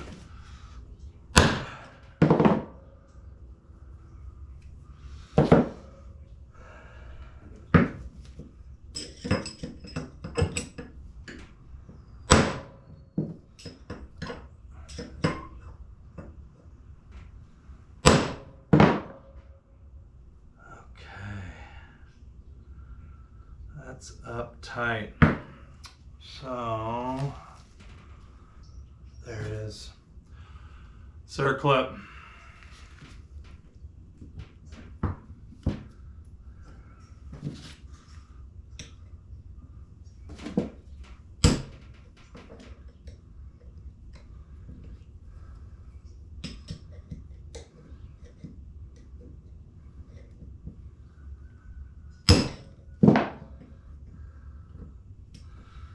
All right, circlip's on.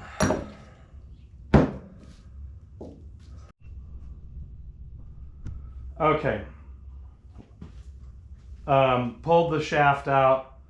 Very simple to assemble. You got to make sure and get the synchro lined up. There's little grooves. It can go like that, and so you just line it up till it fits in. And then on the snap rings, I try to get them half in the case so that they're sticking half up into the other half of the case. I've got them both like that, both half on this other case. So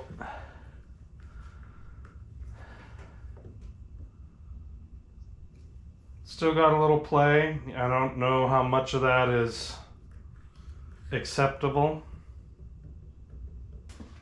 All right, we'll strike this part of the video from the record if I'm wrong, but I'm pretty sure the side with the little smooth shaft that sticks out goes to the bell housing, and the throw out bearing goes on the smooth shaft. That's what I'm guessing. And then the side pointing out the other direction with the larger splines, I believe goes to the transfer case. Hope I have that right. I'm pretty sure I do. I'm almost positive I do. So what's strange to me is the input shaft has play with brand new bearings in it. Has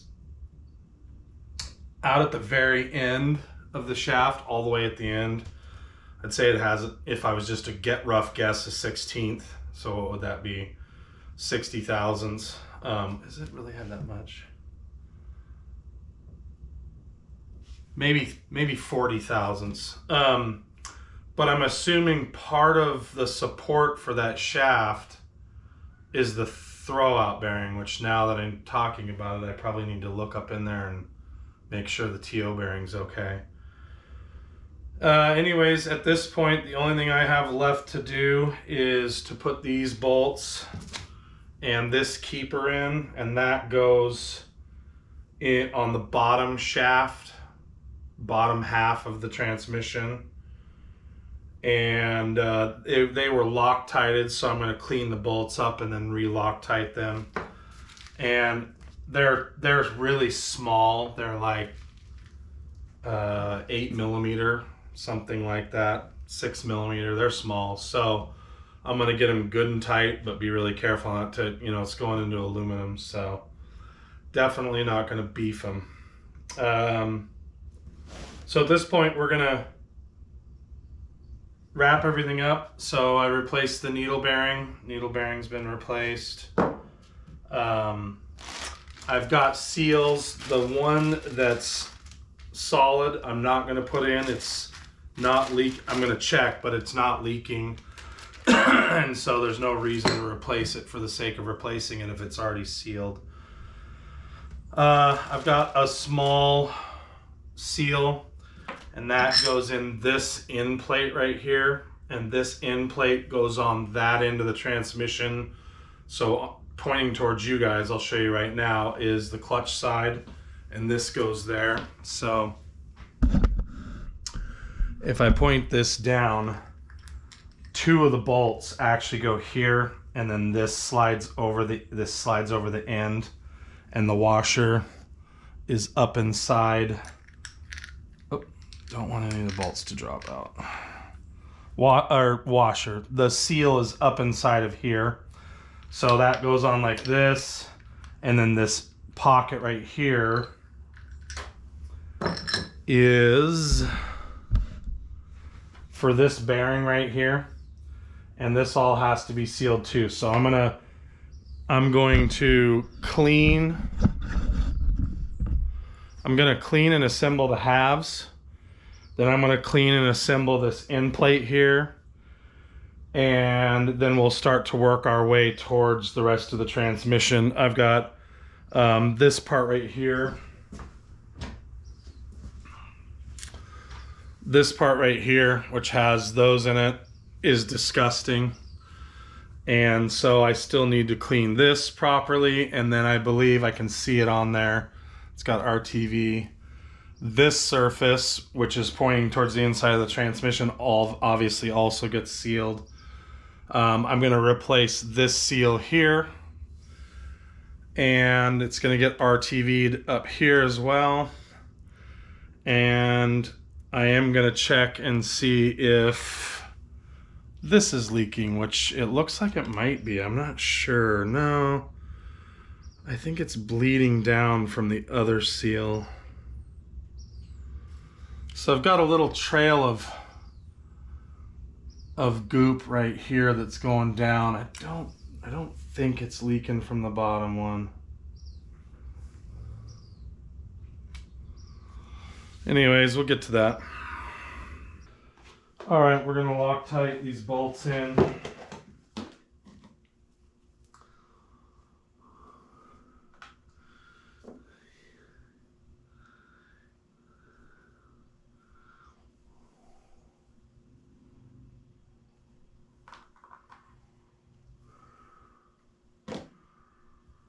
And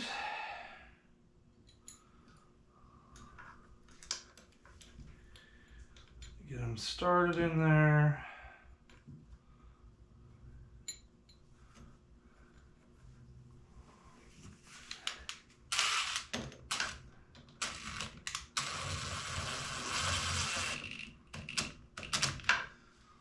Oh.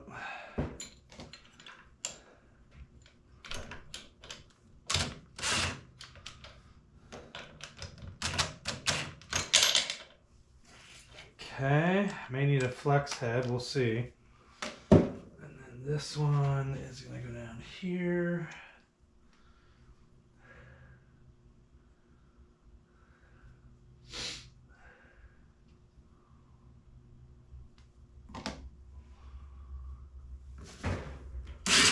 Oh, that's not what I wanted.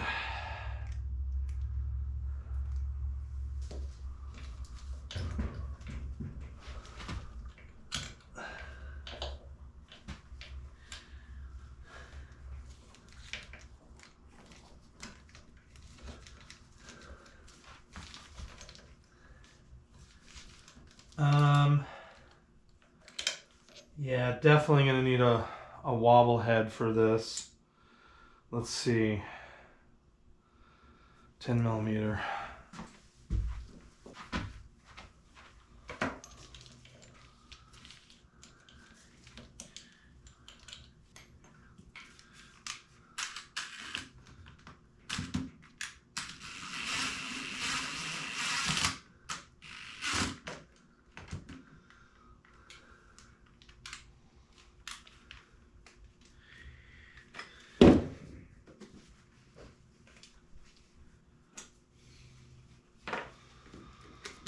All right, I need an extension to go on there. It won't quite reach.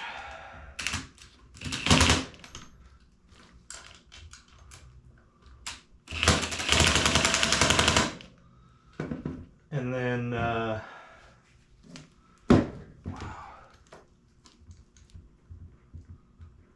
Okay.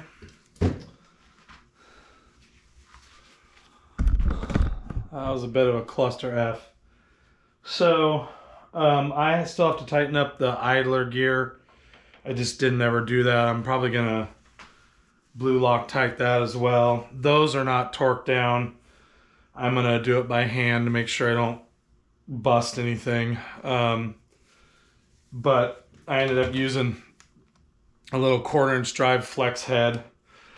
So if you don't have one of those, you might grab one. But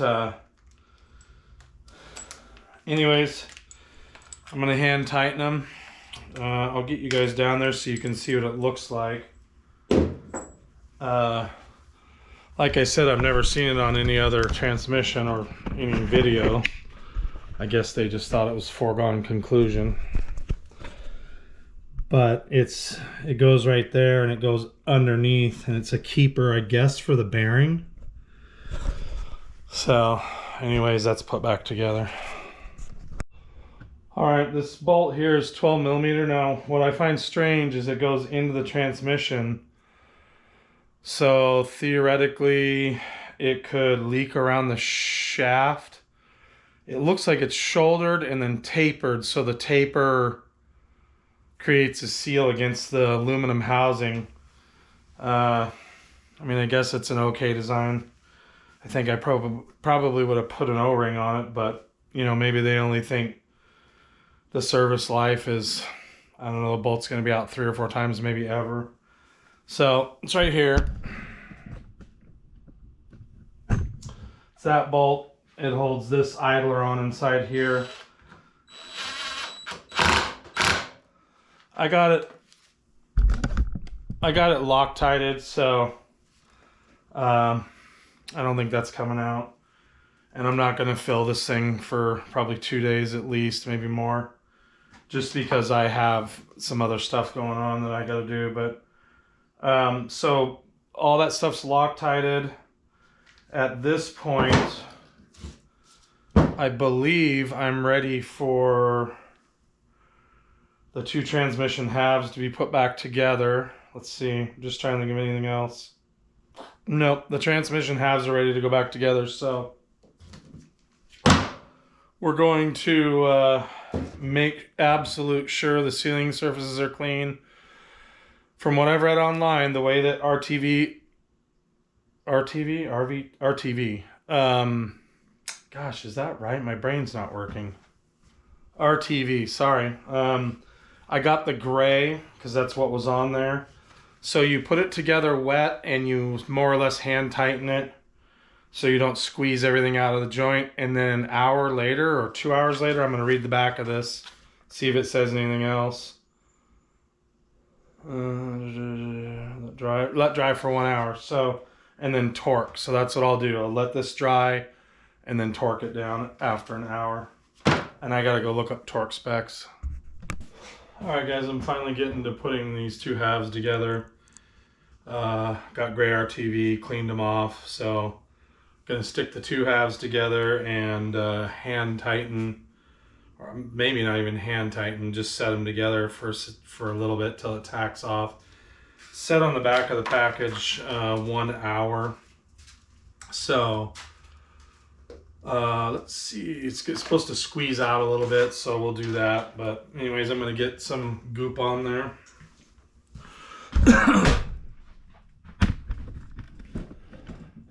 And I'm going to put this half here onto this half over here. So we will go ahead and get some RTV around here. Let's see if you guys can sort of see what's going on here. I don't know how much of this to put on everything. I'm going to do some cleanup afterwards. So the threaded part is actually this one over here, but I'm going to stick it on and then flip the whole thing over to tighten it down. Okay, so I'm going to inspect it, make sure I got RTV on every surface. I believe I do. So I'm going to take this case half and set it down on this case half. Oh, there we go. Right? Yep. Okay.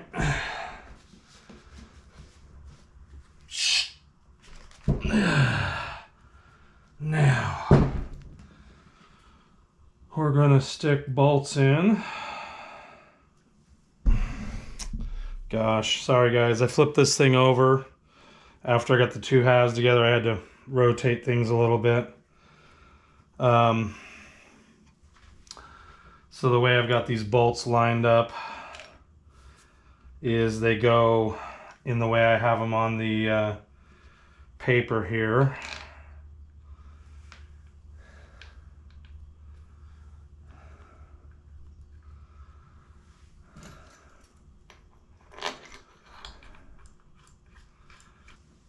In case I didn't say it before, they're 12 millimeter.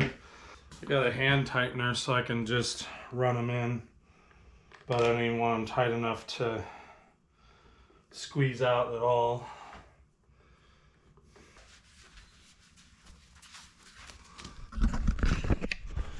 So basically an hour from now, I'm going to actually torque these down. Don't have a manual, so what I found online was case half retaining bolts, 13 to 21 foot-pounds. Control lever locating bolt, which is the big one, I don't think I took that apart.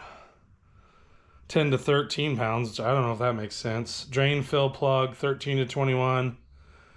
Gear shift lever case bolts, 13 to 21. Input shaft bearing retainer bolt, 13 to 21. Reverse gear shift rim bolt, 10 to 13. Reverse select pin screw, 18 to 26. Shifter housing bolt, 13 to 21. So, it looks like most of them are 13 to 21. That's what I'm going to go with. So I'll show you guys the squeeze out. So got a little squeeze out here, right there, and right there. And then a little squeeze out right there. You can see a little all along there. And same over here, squeeze out along the thing. And then the next thing that goes on is this end piece here, so I'm gonna have to clean that up real quick. And then I gotta get this gasket on, seal this to the case, and once that's done, it looks like I've got to also do the component I showed in the yellow storage container, which I still have to clean up, but we'll come back in an hour and torque these down. I'll look, the thing said 13 to 21, probably go right to 21. So anyways, that's what we're doing next. All right, for me, this seal was actually kind of loose. I was able to just pop it out really easy. And it pressed in so easy that I could actually just pop it back out with from the other side with my fingers. So it's not worn, it just fits pretty loose. So I put a thin coat of RTV on there and then pressed it in the hole and, you know, cleaned it all up. But if I were making a recommendation, I would do a real thin coat of RTV around the outside. I think it's retained by the shaft, but I wouldn't take any chances. I'd put a little on there and just have a little peace of mind that it's going to actually stay. And then I'm going to clean up the little bit that squeezed out on the edge of the sealing face for the two halves to come together. And like I said before, we'll get this thing sealed up. All right, so putting the last cover on, torque the bolts down to 20 foot-pounds. All right, I'm in the process of cleaning this last housing up, and this came out real easy. I just tapped it from the back, kind of around it, and just popped right out. I went ahead and put a little bit of RTV around it, just in case. Probably doesn't do anything. And then what I tried doing was I tried installing this on top with the rim facing down, and then I have a board that's cut smooth, you know, with a saw on the bottom, and I was trying to tap it in and it kept kind of doing this, or it was just chasing it around. So I took that out, and I just took the flat surface right here and just set it right on the seal in a couple of different directions and pounded it down. And it needs to go lower in one spot, just barely, so I'm gonna just give it a little tap.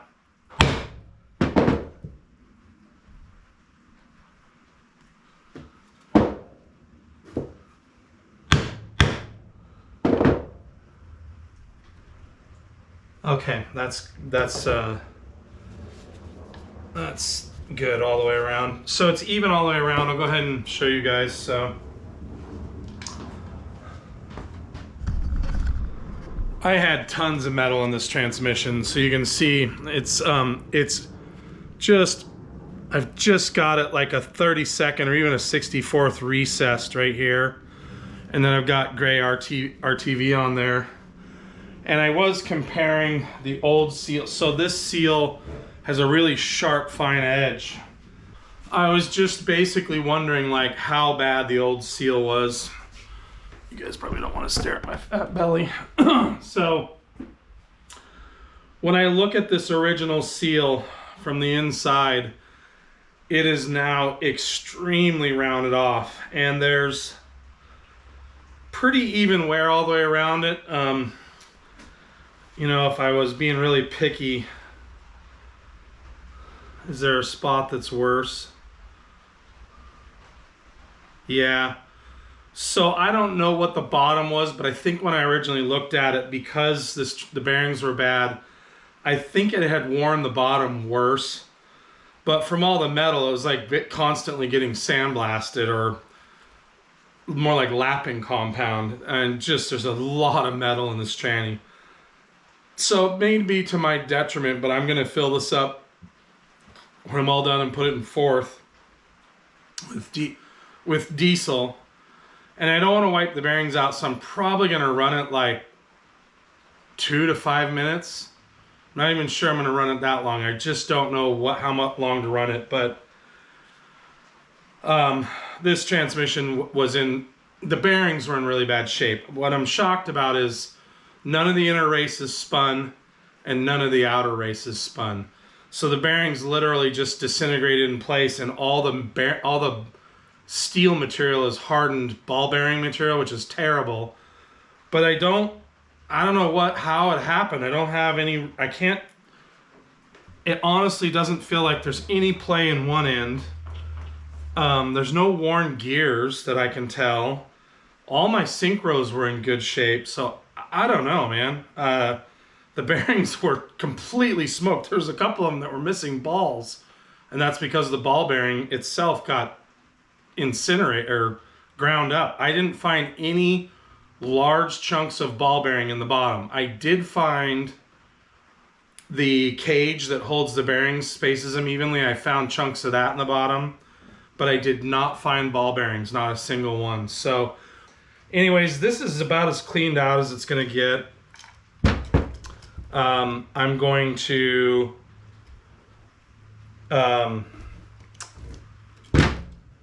clean the gasket surface off on both sides, and then this thing's going to get sealed up. So that's next. All right, guys. We are at the point where we're putting... Oh, I see I missed a spot. We're putting the next piece of the transmission on, which is this component here. And I screwed up and put one of the bearings on backwards. The bearings on this end should have the round edge facing out, and I've got one of the sharp edges facing out. I hope that doesn't cause me any problems. I've got my RTV on here, gray RTV. Oh, did a terrible job.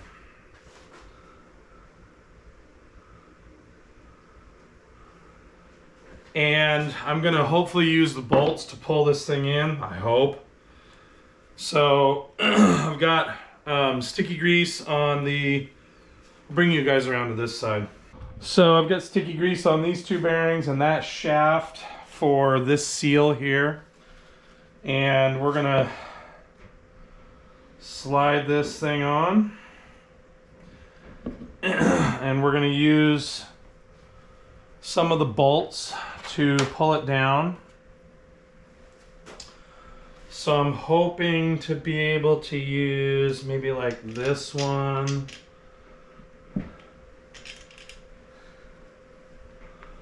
I'm guessing, looks like I'm gonna have to maybe tap this in a little bit.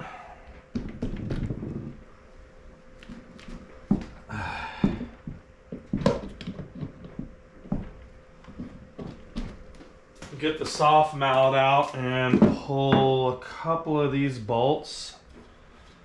Pull these two top ones, make sure they're the same length. They are, we'll set them here. And then pull maybe two bottom ones and do the same thing. Make sure that these are also the same length. We don't have any special bolts. They are the same length. So just trying to get this thing lined up to the point where we can get some bolts started. And that one started.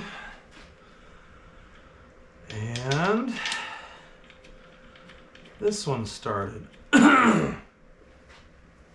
So, why is there a short one in here? These go to, oh, they go up on top.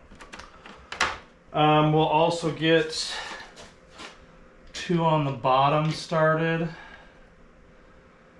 That one. And this one. I've never seen anybody talk about this, so I don't know why, because it's a little concerning to me. Maybe it'll just pull right on. 12s, not 14s. So hopefully this is no problem sucking this down.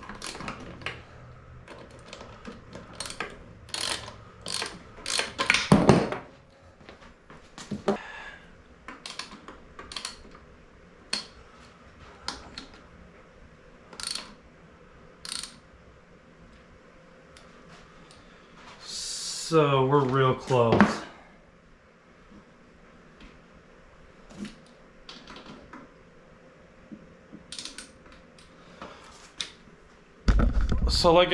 So the package says hand tight. Well, you got a bearing that's kind of pushing against what you're doing, so it's kind of hard to judge hand tight. So I believe what I have is about a 32nd. And I've got squeeze out most places, maybe a little more right there. Okay, a little more. That's good.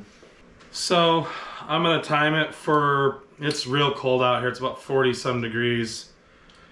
So I'm gonna go ahead and time it for an hour, probably an hour and a half. It says an hour on the package, but it's cold enough. I think it's gonna restrict the curing time. So we'll go an hour and a half and we'll come back and torque this thing down to probably 20 foot-pounds, something like that. All right, bell housings next. Gave the RTV a chance to dry overnight. Didn't squeeze out like I would have liked it to have. Hope I don't get a leak and have to take the damn thing apart. If I do, that's sort of just life. Anyways, bell housing has 14mm bolts. There's 8 of them. And they go into aluminum.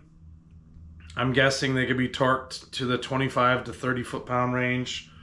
Don't quote me on that. I couldn't find them online. So, I know the bolts that were 12mm, I was torquing between 15 and 20 foot-pounds. So I'm assuming 20 to 30, something like that, would be safe for these. That I know of, it doesn't require any RTV because this is exposed to the elements. There's a vent in the top of the bell housing that obviously makes it non-sealed. So I'm going to go ahead and snug these up and then torque them on some type of cross pattern. I'll get you guys down there and look at it. So there the bolts are, and we're going to just zip them up real quick.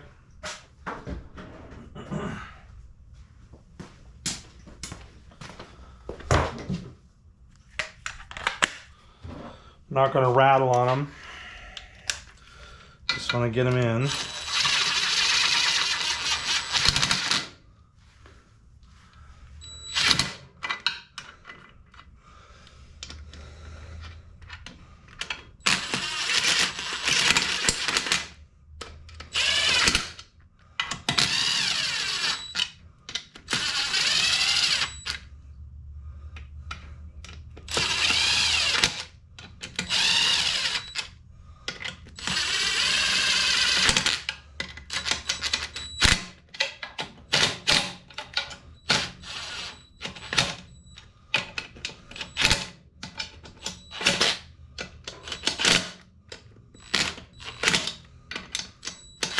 Okay, now we're going to try to torque them.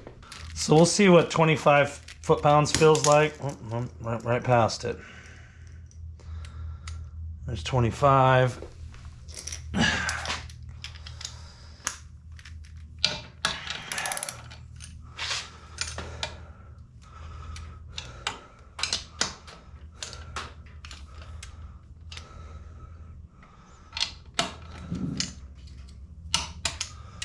25 feels just about right.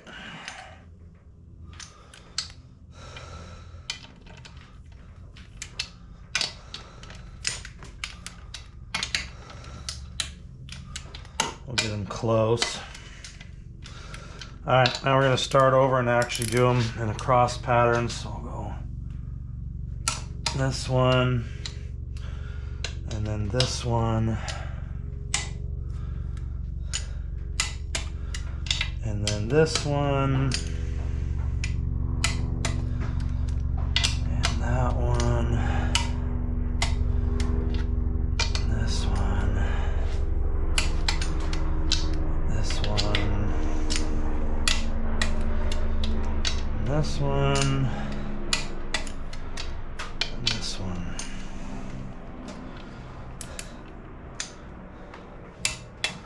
I'm going to see what 35 feels like. There's 35. That feels right. So I'm going to do 35.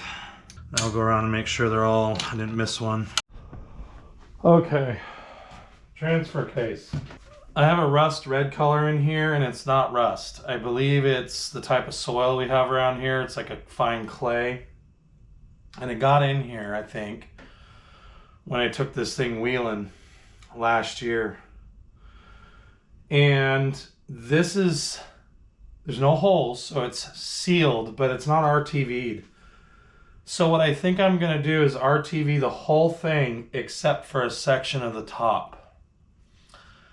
And I think the idea behind that for me, I don't want to seal it because it doesn't have a breather.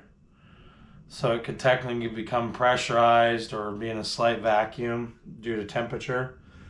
So I think I'm going to let it breathe across the very top here, but I'm going to RTV the rest of it. I don't know if this makes any sense. It probably doesn't, but that's what I'm doing. So I'm cleaning this thing up. It does have residue from the transmission when it leaked and had the problems that it had. So that's what I'm doing. So I'm going to wipe this thing down and then RTV it before I stick it on. Leave a little section at the top that's not RTV'd and get it mounted up. All right, so there's actually a slot cast into the bottom. I'll show you right now. Right there. So I'm going to go ahead and RTV the whole thing and just leave that once. I will actually leave a little spot at the top that's not, so it can breathe through, but just a little slot at the top, no RTV. The rest of it's getting it, so hopefully it cuts down on the amount of material that makes it in there. And if I ever have to split it, I think it'll make it easier to diagnose if it's leaking. So that's what I'm going to do. Okay, a little space at the top, no RTV. Got the rest in except that. So stick these together.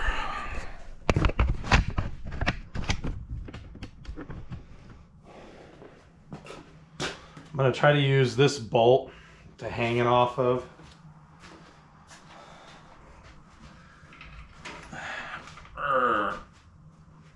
Let's see how this goes.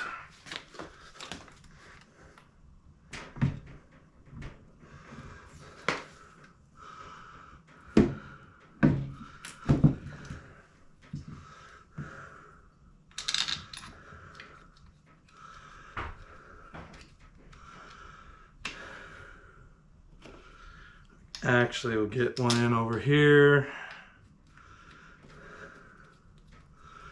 And we'll get one in over here.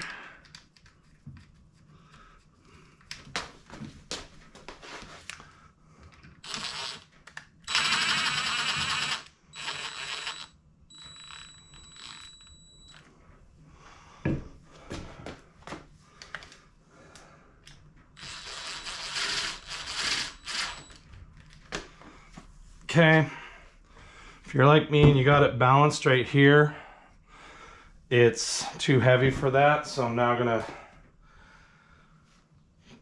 move it forward.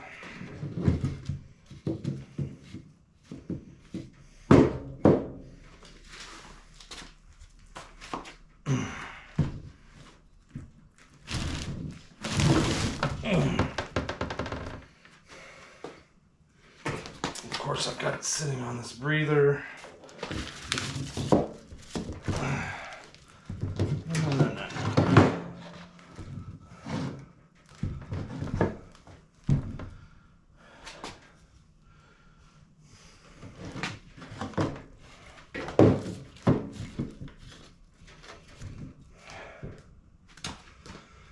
Okay, I gotta get a couple bolts in the bottom here. Is it in the very bottom? Let's see. It's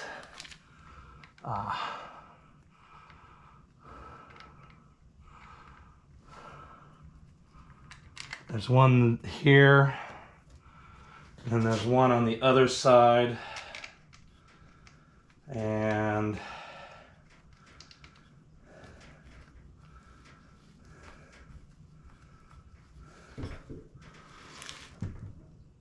they're going to require ratcheting 12s, I think. That one's going to require...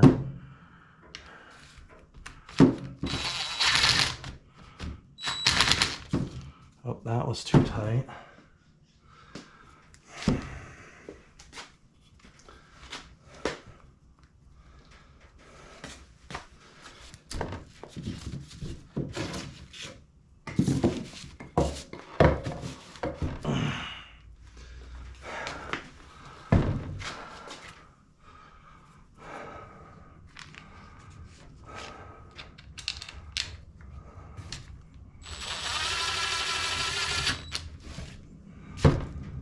Snug, we're just snugging these up.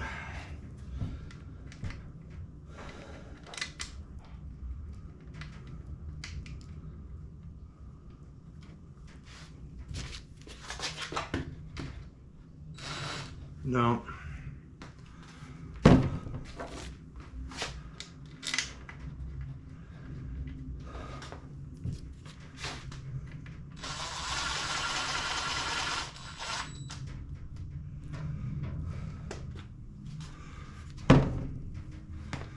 Okay. 1, 2, 3. Somehow.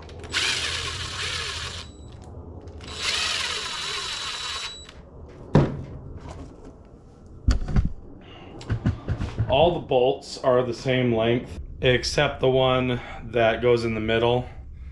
So you can't really mix them up. There is obviously a long one that goes in the middle.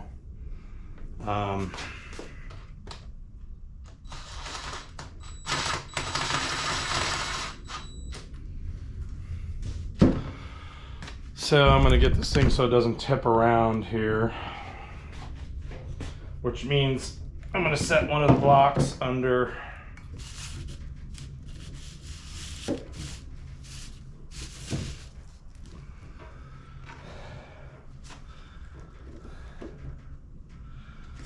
I don't want this coming out. Okay. Ideally, you'd need a ratcheting 12. I don't have one, so get to do these by hand down here.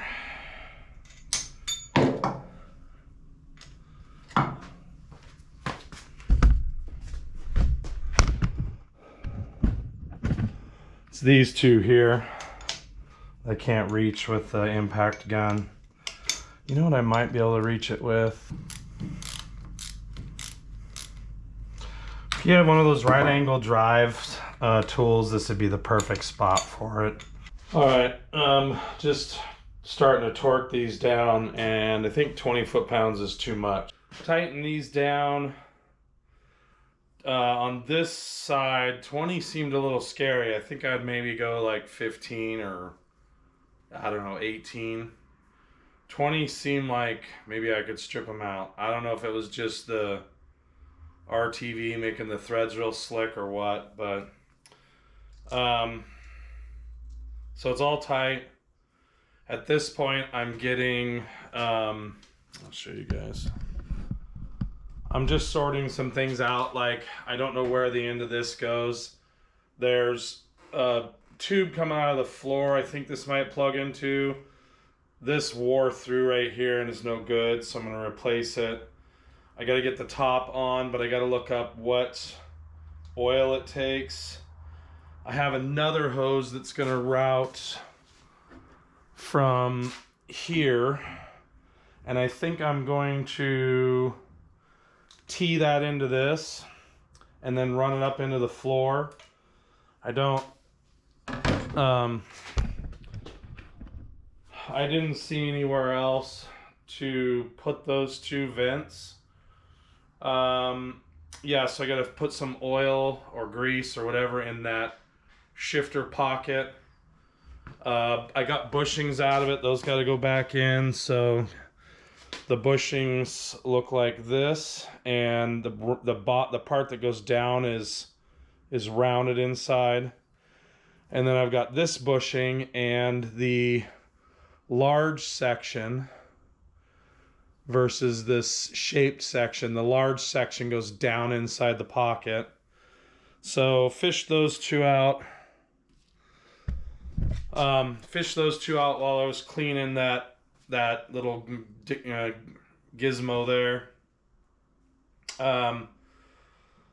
So I'm basically ready to get it in the transmission. I ended up having a couple other little things, little housekeeping items. I marked, before I took it apart, I marked the shaft with a dot, and then I put a dot on the corresponding mark on this lever. I don't know how they're supposed to line up. The sweet dude that sold it to me lined them up, so who knows if they're right. And then on the throwout bearing, this flange was bent out a little bit, so I made it just a little bit tighter. And what that meant is that now to put the bearing on, it just was really loose. So it wasn't, this side here was 90 degrees. This side was bent out. So I bent it closer to 90, and I ended up having to take this arm off in order to get the throwout bearing on, and I greased it so it catches right there, but I don't think it's supposed to go out that far. So I greased it and also lubed the bearing. It still kind of wants to catch. I'm not super happy about that. But let's see, is there anything else that I would tell you guys? If you get this part too far up in the air, it will leak oil out. Leaked all over the place because I got it too angled. I think other than doing some zip tie work under the car, because the wiring for the backup light was hanging down, could get pinched in the bell housing, I zip tied that up to a little post. So I think that's it. Tomorrow I'm going to get this thing back up inside the transmission. I ordered some clips for the brake lines that are on the firewall that have been broken, but they're not going to come in. So I think I'm just going to silicone them kind of together and against the firewall and let that kick off. And I'll be getting this thing up in there tomorrow. So it doesn't wrap it up, but we're getting close. All right, guys, we're on to another day, and we're working on the vent lines for the transmission. You guys may not even have them. You know, I'm going to take this thing hunting, and I don't want water to get in the transmission as much as possible. Or in my particular case, my vent line we have these bees that, there's a bunch of different kinds, but the little ones will get inside car vent tubes and put their babies in there and put mud in there. They're not mud daubers. They're a little bit different kind of bee, but they're tiny and they get in stuff. And this particular breather had one in it, totally clogged. So what I ended up doing, this is the original here, the black one. And then it comes down. You can see it's converted over to this white line. Now there's two types of lines. There's vinyl tubing, which I did just a quick research while I was at the plumbing store. And vinyl is not as resilient as polyethylene tube. Sorry guys, not as resilient as polyethylene tubing. So So what I got was this stuff right here, which is 3/8 OD quarter ID. And I believe it's for the water on your refrigerator. It's good up to, I think, 10. Let's see. Well, the working pressure is 120 PSI, which you have problems if your tranny's pressurizing that much. But I figured, I don't know, maybe a transmission could get up to 10 PSI. So the only problem is it comes off the roll like this. So I'm going to very carefully use a heat gun, that guy there, and I'm going to straighten it out. The other thing I'll mention is on one end, I got this brass fitting. It's a barbed fitting, and it was threaded, I believe, 1/4 NPT. And I used the lathe over there to turn the threads off and make a little bump on the end. And I don't know that this is right, so take this advice with a grain of salt. But basically, I'm going to make the vent line run. If you still have it on your car, it's on the passenger side, and it's this tube right here. I was a little worried that maybe it was a sunroof vent, but I don't have a sunroof. So I don't know where that thing goes. The original vent line had a plastic piece busted off in it. I don't know where that went. So I'm going to use that tube right there that goes into the body right here as a way to seal up my vent system. I'm hoping that tube just vents out under the floor.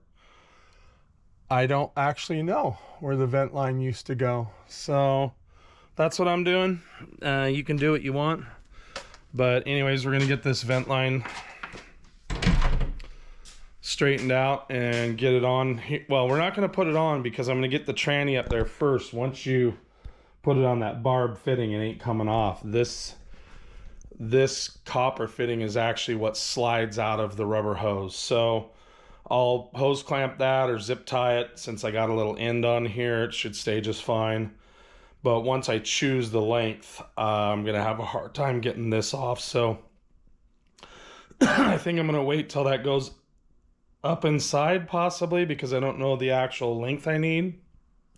I cut this long, so that's what we're doing next. One of the things I forgot to mention, obviously if you're following this video, you probably don't have a lathe. You could just chuck this up in a drill motor on the end and use some rough sandpaper and take the tops off of all the threads enough to put it in that tube there. And the other thing you could do, I'd probably coat it in silicone and then tape it. So the silicone would basically provide a buffer so the threads wouldn't cut through the tube. But there's you don't have to have a lathe to get the threads mostly off of this. You definitely could do it with some sandpaper, or there's other means. You might even be able to chuck up a cutoff wheel in your vise and put this in the drill and run it against the cutoff wheel while it's running, and probably do something similar. All right, let's see if we can get this inside the wheelbarrow.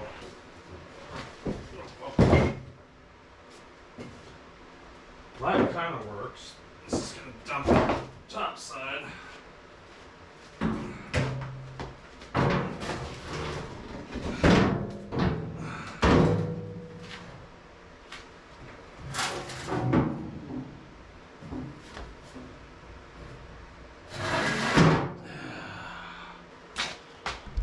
That wasn't too heavy.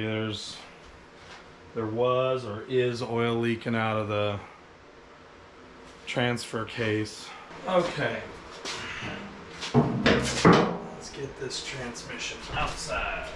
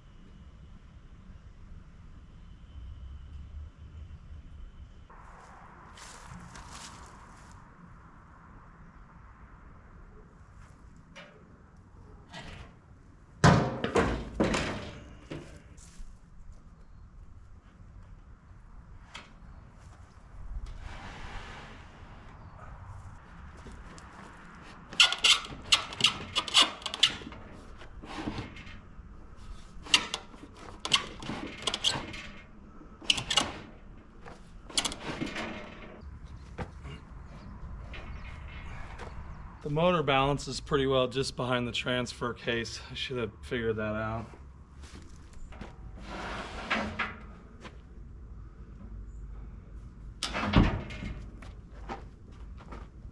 If you're having to do this under car or on the ground, I'm sorry for you, not being mean.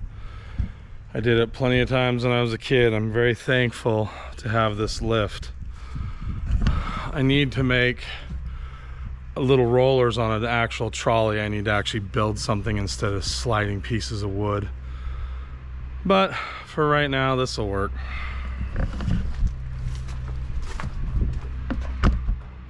So I just have 2 pieces of wood. I got a safety strap here, and I'm gonna go get the floor jack and start to lift it up. So the backup light switch was bad. It was intermittent, but bad. So I already had one of those. I don't know how I thought that it was bad. I think I didn't have backup lights originally.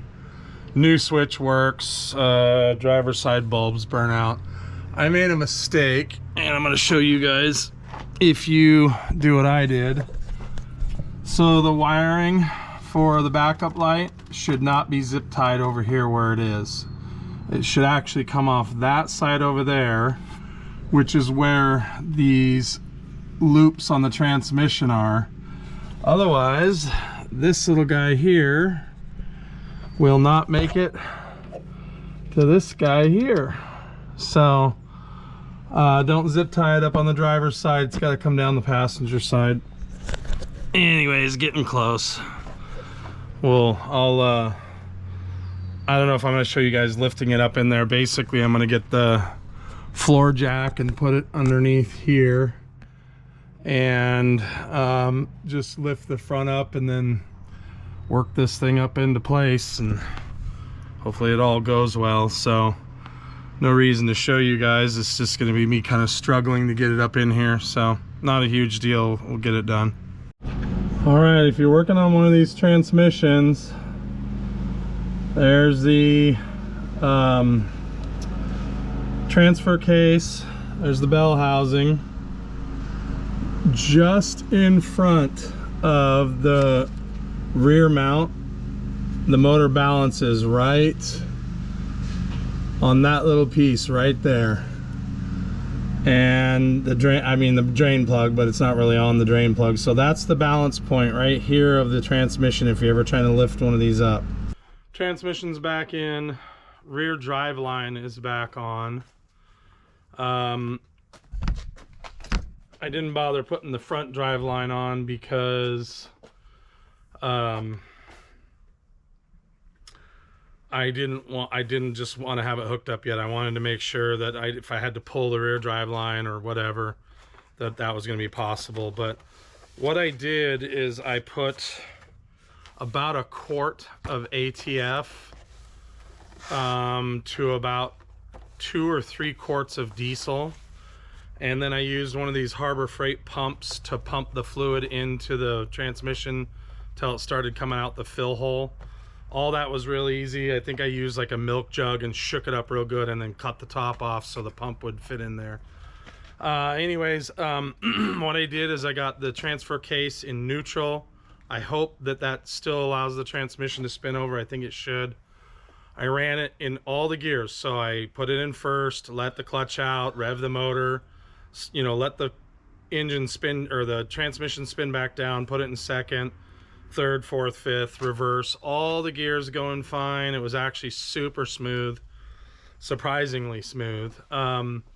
It makes noise. I was told by the guys at Trail Tough, which don't do these anymore, that they tend to make noise if they'll wear a pattern into the gears that is different than what it was supposed to be, because the shaft is actually tipped down slightly when they wear out like mine did.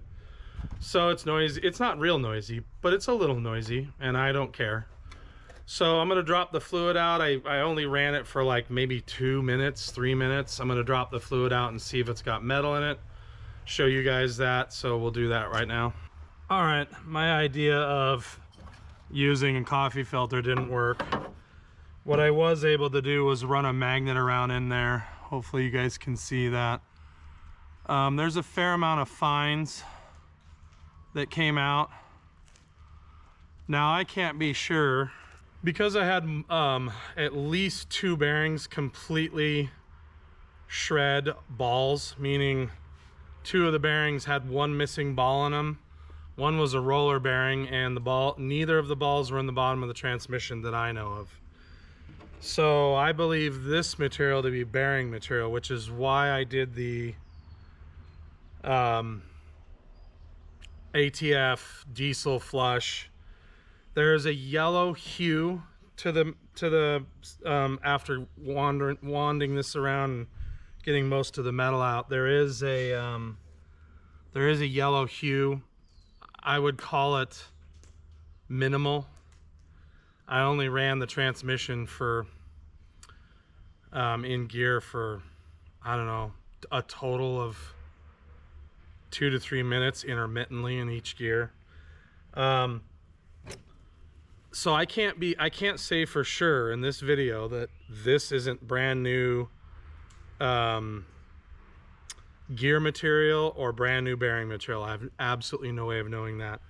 What I am hoping, in the way that that fluid dynamics or whatever kind of work, I'm obviously in a thin viscous material, you're going to have metal drop to the bottom pretty quickly. You're going to have sedimentation. And so what I'm hoping is, because the diesel's thin and the ATF hopefully added detergent and a bit of lubricity for the gears, that it's the shear that you'd be worried about. I'm hoping that the last of the fines in the transmission came out the bottom. I'm hoping that this is old bearing material and that it yielded a cleaner transmission. That's what I'm hoping for. When I put it on the cloth, you can really see how sparkly it is. So it's definitely steel. In fact, now that I'm looking at it, of course it wouldn't collect any of the yellow metal, but none of this looks like none of it looks like synchro material at all. Looks to be 100% steel, probably suspended in grease. So the hope is that I got a whole bunch of it out that I couldn't wipe out, and we're gonna fill it back up with the correct GL4. Got that off of Amazon, and we're gonna button this thing up and hopefully be able to drive it around. So, all right, first of all, on the flush, it was 2 parts diesel to about 1 part tranny fluid, and I just mixed it up in an old milk jug, cut the lid off, that sort of thing. So that you could see the color that was, and then this is the after color here. And if I don't even know if you guys can see it. This isn't bright enough, is it?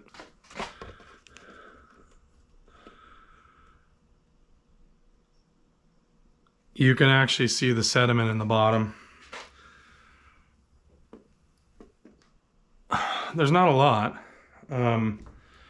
From what my dad told me, that's not really a whole lot to be concerned about, but I'm glad it's in there and out of the transmission. So, and then I'll show you guys the manual transmission fluid. So those of you that have dealt with GL4, you either can buy Redline or you can buy, what was the other brand? I read some shear test that wasn't good about another brand that's offered online. I don't know this stuff, but this is what I bought. So it's Triax, full synthetic, 7590 API GL4. It's Synergy Gear MT. I'm not vouching for it. I don't know anything about it. Don't know its qualities, but I know it's meant for yellow yellow metal transmissions. So this is what I used. I used 1.5 quarts, just a touch over 1.5 quarts.